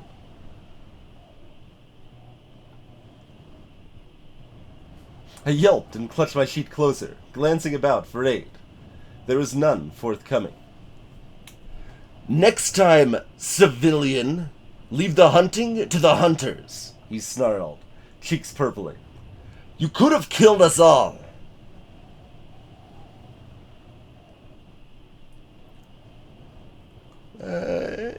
Just be demure, I think. Oui, monsieur. I held deeper into the covers, feeling quite chastised. Baczynski cursed a filthy string, then he shook my hand. Don't get any ideas, he added, before sweeping out of the room. I still think you're an idiot. I fought the tiredness and looked around. I thought I saw my master's still, drawn face, but I was sound asleep before I could even call out. The Ice Walker, I noted, was moving once again. Babaka!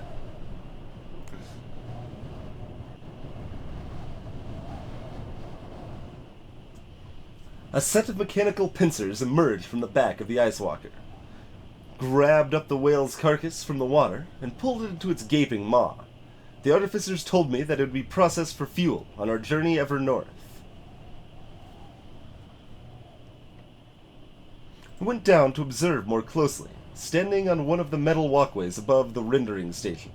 It was as though the Ice Walker itself was consuming the whale. A vast array of pipes pierced into the corpse, sucking out whale oil in great heaving gulps. Long blades whirred and sliced, chopping blubber away from meat.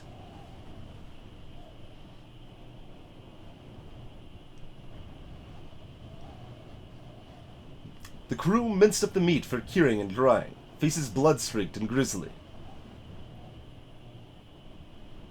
It was a mechanical abattoir, a grotesquerie beyond my wildest blood-drenched imaginings. I could not stop thinking about it, even as I lay in my berth that night, and the smell of oil and blood chased me into my dreams.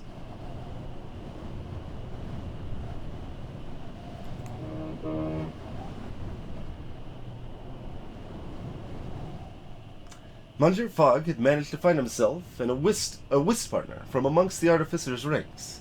It was an arcane talent of his, and one I regarded with great suspicion. No good could come of my master being friendly.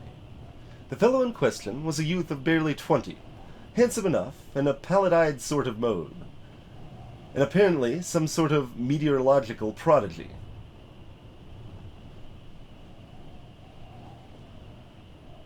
I wished him joy of partnering with my master, and took myself off for a turn about the decks, and later a little drink at the illicit still in the cargo hold.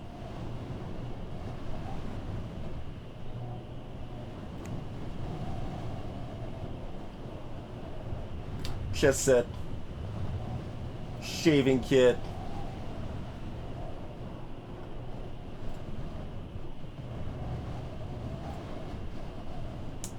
no one has ever stepped foot at the North Pole. Can you imagine being the first to do so? Ah, there you are, Passepartout.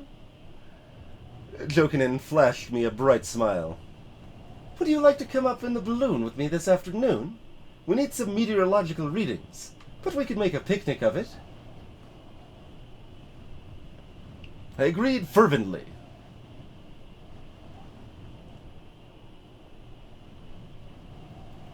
Eager to escape the monotony. An hour later, we were climbing the swinging rope ladder up the tethered balloon. I shivered and resisted the urge to look down. We were a long way up.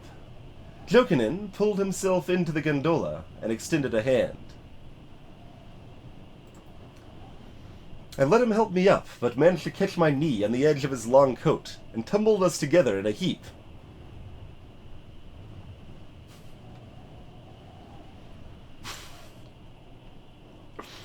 I used to be an acrobat, I remarked weakly. I am sure it is the cold lessening your talents, he replied. He laughed as we picked ourselves up, and cast me a look under his lashes. Call me Vitty, eh? Surely we will know each other that well by now. He excused himself to cast off and set up the instruments. In the meanwhile, I set out the lunch of whale meat and oatmeal as prettily as I could, given the circumstances. I even managed to scrounge up a little tallow candle for a touch of the romantic. Then I went up to the observation deck and joined Vitty at the railing. The ice walker was still visible, a hulking shape belching dark smoke into a misty white. We were suspended in an endless sky, in a moment of calmness.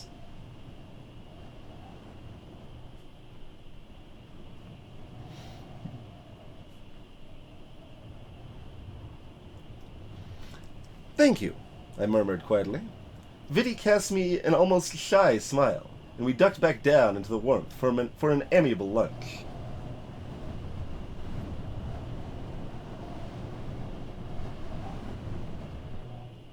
Today, the Ice Walker's pilot threw a cloudberry pie at the chief navigator's face.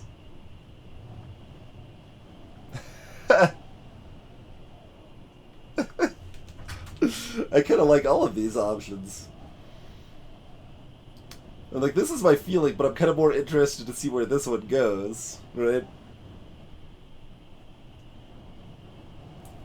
No, this is a euphemism, though I did make a few arch remarks about lovers' quarrels to my dining companions. Alas, apparently the pilot and chief navigator are merely friends. Ha! I eavesdropped upon their argument shamelessly. The crux of the matter seemed to be that we were a few degrees off course, and they each blamed the other. We have a course, I muttered, loudly enough to catch their attention. The chief navigator turned her burning gaze towards me. Do you think we just took a compass and shout north tally-ho? Yes, I said, flinching a little as the way her hands curled into fists by her side. The chief navigator threw a set of charts at the pilot. "Read them! Double-check if you like. I gave you the correct heading." "And I followed your instructions perfectly." The pilot let the papers fall to the floor. "Then how did we end up off course?" The navigator crossed her arms. "Answer me that." "Perhaps it was sabotage." There was a horrible silence after my suggestion, and I resisted the urge to shuffle my feet.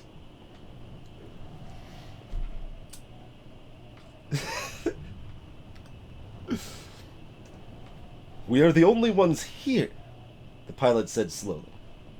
"You think one of us did it?" "Betrayal usually comes from within." "Let us not point fingers," the chief navigator declared, extending her hand in a gesture of reconciliation, and the pilot shook it. "Let us keep our wits about us and move forward."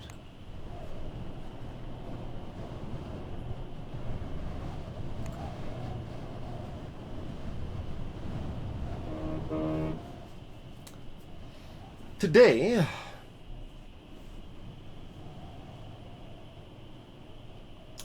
I set out Vidi. He was elbow deep in repairs, his blonde hair in disarray and a smudge of machine oil upon his cheek. Beauty the Ice Walker, absolutely. Beauty everything. I've got no time for beauty, it would seem. "You look very fetching like that," I told him. "Disheveled, you mean?" He leaned his hip against a console and smiled. "Something like that." "Did you want to go to lunch?" he asked, sounding a little unsure. Apparently this is happening, Dexter.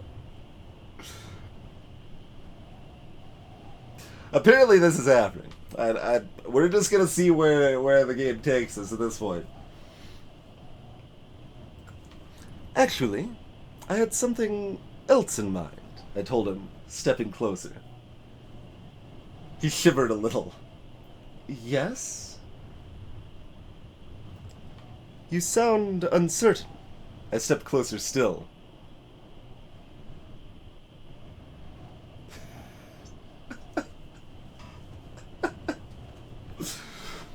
"No." He licked his lips, then looked up at me with pale gray eyes. "Only surprised."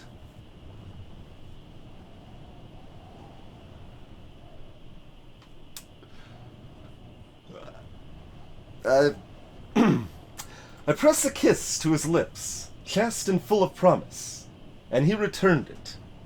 In equal measure. His mouth was warm and tasted a little of engine oil, and he sighed a little when our lips parted. For now, that is all I dare to record. I didn't expect it either, Daxter, no. That is not at all what I expected.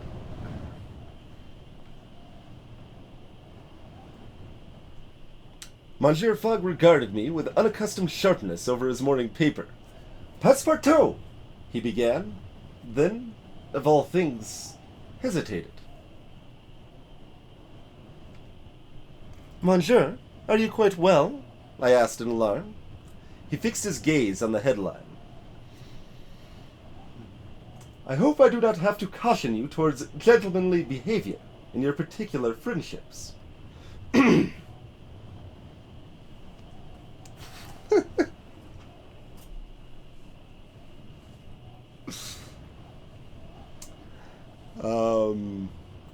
"I am always cautious, monsieur," I said quite seriously. To his credit, he did not roll his eyes. I could scarcely believe that we were actually conversing on the matter of my particular friendships. "Good," he said, and took a too quick sip of his tea. "How did he find out about Vidi?" I narrowed my eyes at him a little. No doubt it was a proprietary sort of interest. He was probably afraid I might start bringing Vidi cups of perfectly steeped tea in crisply ironed newspapers. What a strange fellow my master was.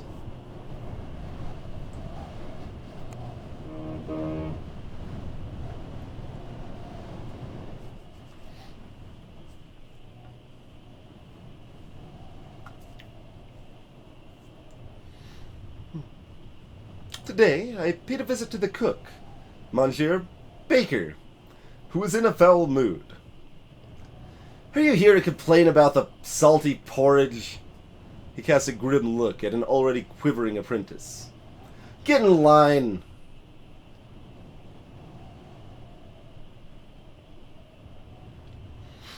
"I like my porridge salty," I told him reassuringly, and his expression relaxed. He fetched me a piece of whale meat cured with cloudberries, a new recipe he was experimenting with. I assured him it was wonderful.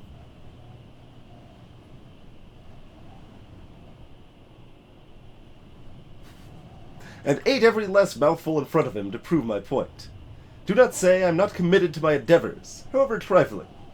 Vitty had left me a perfect rose, carved out of ice, by my bedside, but it melted almost as soon as I took it into my hands.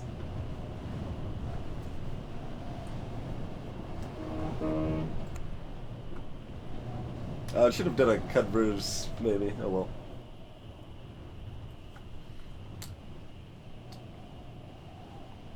Disaster has struck. So cold. The Ice Walker has been destroyed. What? What? Where did that come from? Rather abrupt, don't you think? Not like a sudden noise or like a cry out or... It's done. We are stranded upon an ice floe in the bitterest cold I've ever experienced. I have only a few moments to scribble this entry, so I'll keep it to the most important of facts.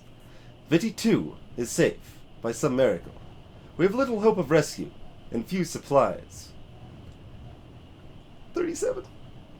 It seems certain we will die here. Only, not yet. There is too much still to do. I feel somewhat below par. Shocking.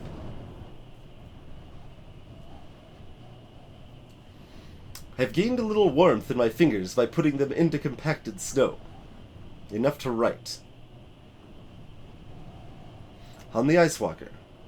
Nobody knows what happened. Disaster struck in the middle of the night.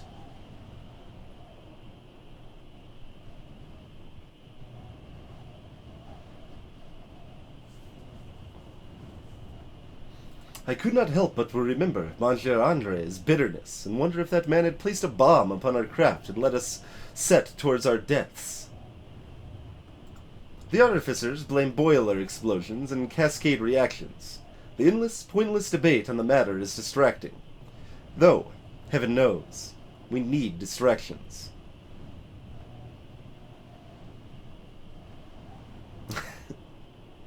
What of Vitty Jokinson's failsafes? They activated, saving us. A series of pneumatic escape tubes that shot us and pieces of equipment, crates, suitcases, all hurtling as far from the sinking wreck as possible. He had done his best, and I was grateful for that. But poor Vitty seemed to feel responsible for our situation, and he had lapsed into dark, brooding silences as he looked around our cobbled together camp, or at our ever-dwindling stock of food. I can write no more. It's too cold.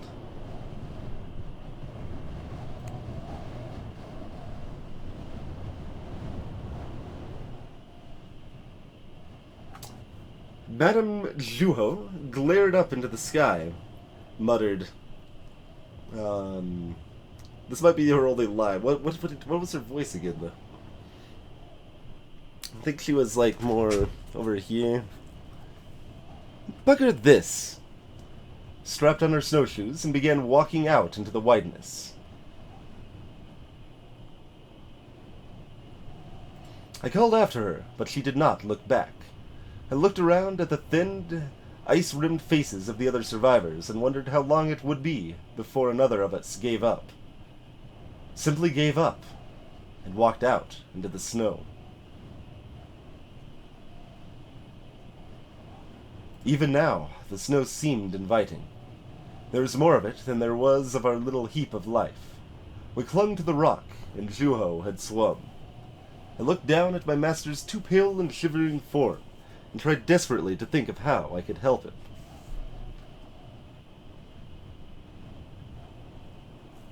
We had a buffalo hide rolled up in our case.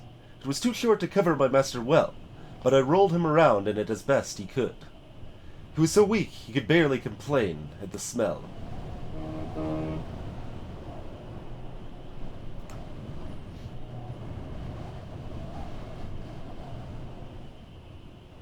The sky was ablaze when I awoke. Spectacular streamers of emerald green and bruised purple and flush pink. The Aurora Borealis, a nearby artificer whispered in awe. It is magnificent. It seemed to me as though the sky itself was giving us hope. Painted in... another word I've never seen before. Coruscating colors across the horizon. It seems that the prospect of death makes me sentimental. Vidi came to me with the lit-up sky reflected in his pale eyes and whispered, I am sorry. Forgive me. I have killed us all. Hey, Truthcracker. I don't know why we hadn't unpacked the buffalo hide till now, but, yeah, there you go. Mechanical reindeer. That's what we need. We are not dead yet, I told him, voice shaking.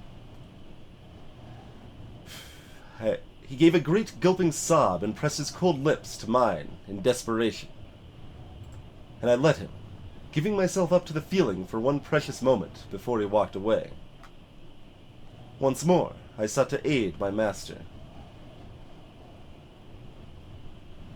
I approached the cook for supplies, keenly aware that I was hardly the first to do so. Monsieur Baker saw something in my face that caused him to hand me a day's ration of cured whale. An unexpected, even unbelievable bounty.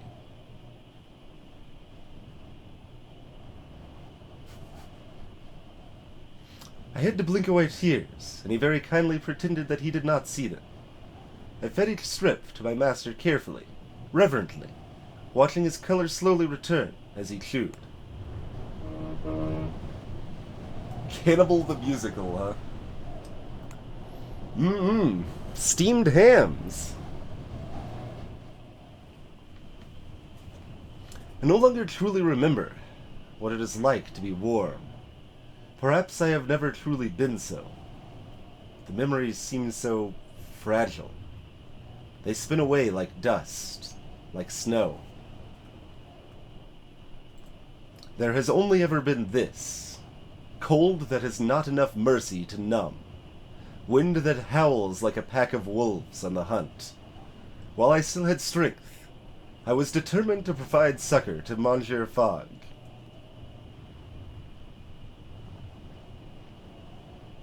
I asked Monsieur Mazinski to help me, and he offered me a thick fur from the Pomor bags. Keep Fogg warm, he said roughly. It will help. Thank you, I whispered. Thank you.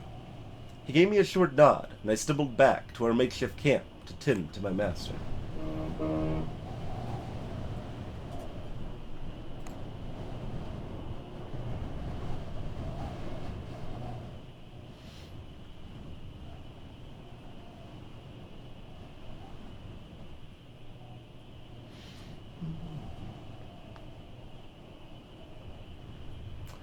I thought of Maman today.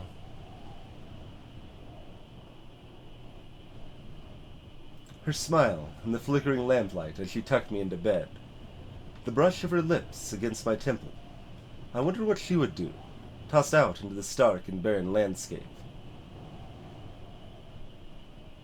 Would she start to walk in any direction? her feet should lead. Would she find water and try to swim? Maman, if by some strange and wild chance you should come to read this,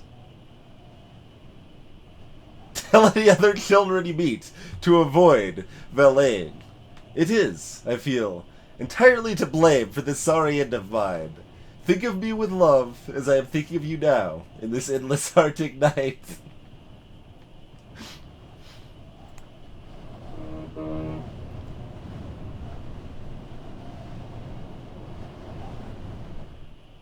Monsieur Fogg nearly lost 3 toes to frostbite. I have not been careful enough. I was not conscientious enough. The medic caught it in time, and he will not lose them. Small victories, but I will take them, each and every one. I was determined to aid Monsieur Fogg. But there was nothing else I could do to help, so I simply sang to him, as many soft nursery songs as my mind could recall. It helped not at all. Day 28, and we were still not moving. Hey, Spleem. Yeah, it is basically like a choose-your-own-adventure sort of thing where you try to go around the world in 80 days. Monsieur Fogg and I have been sleeping curled against each other since the disaster. I tried desperately to press some small warmth into his body. He is unconscious, then delirious. His lucid moments only underscore the wrongness of his delirium. If we survive, I will be satisfied only to see him raise his left eyebrow and comment upon the temperature of the tea.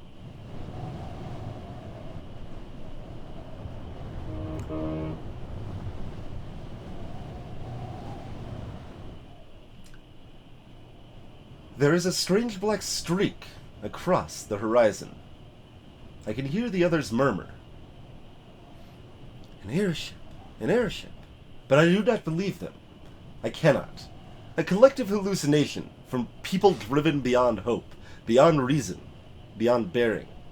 I do not truly believe until I see Madame Juho standing on the deck. Alright.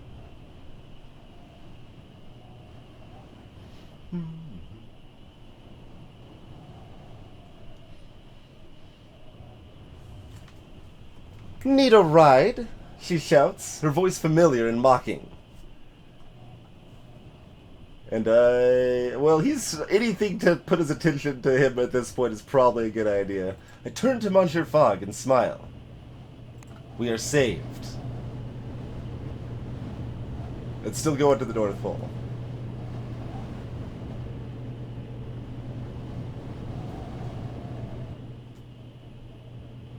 So, to say what happened then, the injured, Monsieur Fogg included, were whisked away by the medics. We were wrapped in blankets with brisk efficiency and given steaming cups of broth. Madame Juho stood with an older man, in a blue samigati and reindeer fur coat, their silhouettes framed by the observation windows. You saved us, I said. Thank you. The man made a disgusted sound. Pfft. If Ra had done her duty correctly, you would not be here.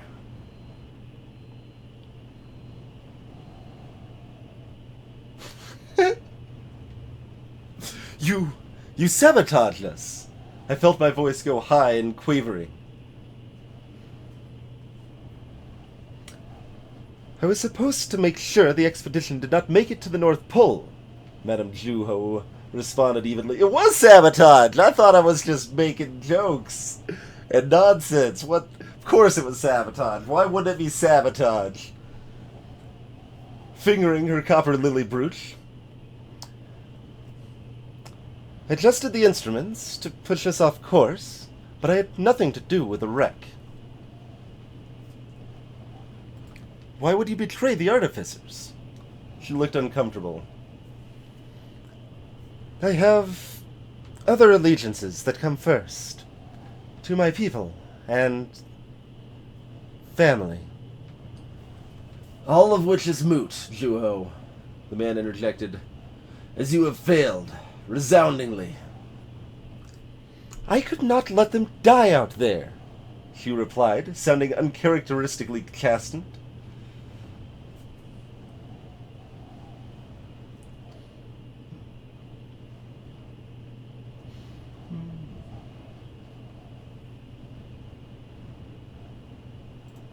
And I applaud that decision, madame, I declared weakly, as I cast a glare at the older man, and Madame Zhuo laughed.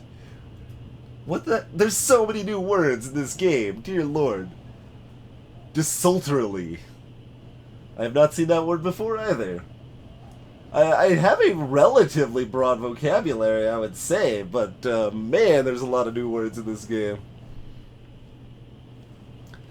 Passepartout, she stiffened. This is my father, Ivor Zhuo, semi-representative to the Council of Circumpolar Northern Peoples.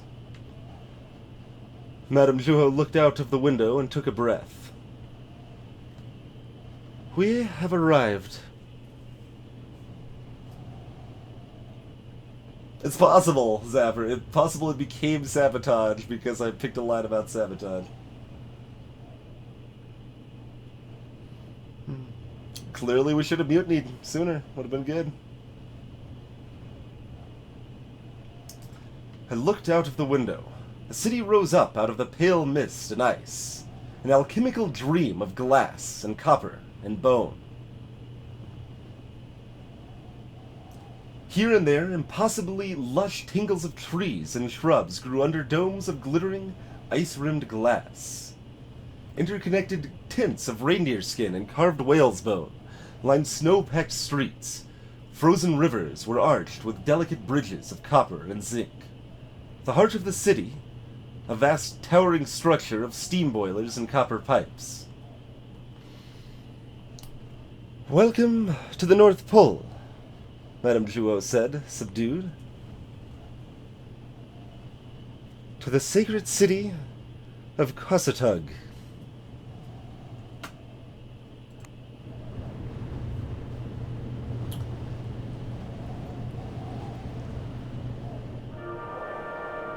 I guess let's explore. Let's take a look around. This, then, is the North Pole. It is a city with streets of carved ice, filled with a mixture of Arctic peoples. Too many colors and creeds to count. Never before had I seen a place that disregarded the national so completely, as though here in the north, the distinctions of longitude truly did not, in fact, exist.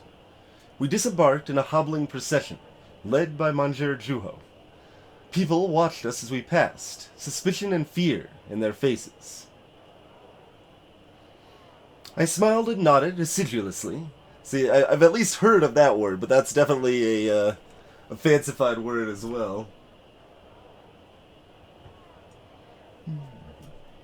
There were mecha mermaids.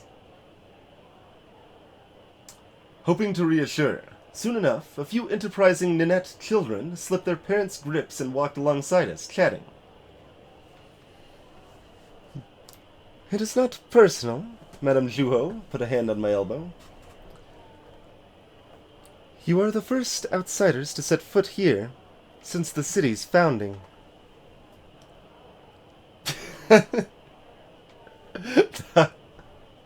Man, that antagonism after she could have left us to die. A privilege, I answered. You mean you are thankful to be alive? Well, you are quite right, she said grimly. I had to beg my father to let you come.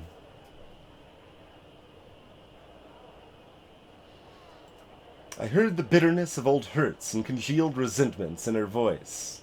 It seemed her relationship with her people, her family, was not so simple as to be easily encompassed under the word duty. Will you be in much trouble? Madame Zhuo's expression was unreadable. We will tend to the injured and let you rest. Tomorrow, most likely, you will be called to the council. For judgment? I asked, half jokingly. At least, that's what I told myself.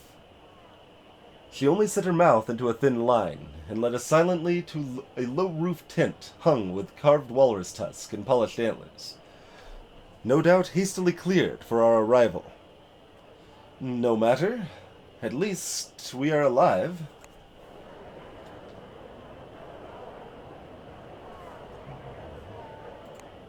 Take us news.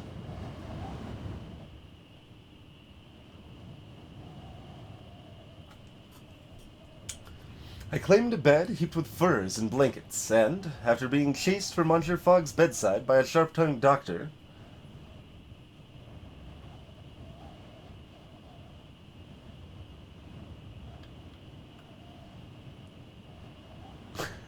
I mean, we're still on a trip around the world, are we not?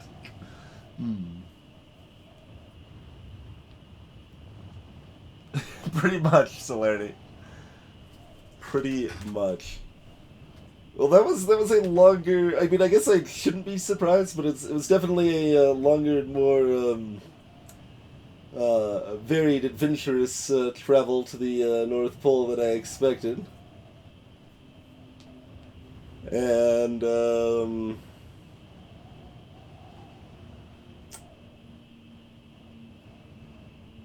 there's only one correct choice here. I mean,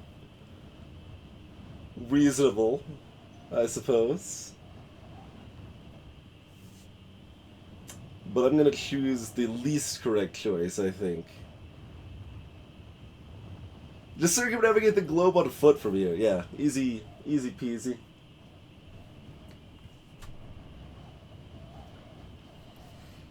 I mean, we've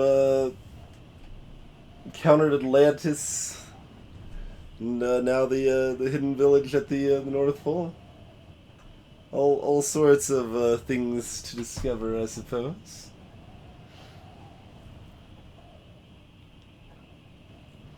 But yeah, I think I'm gonna make the least correct choice. I am afraid. We will be calling it a night, folks.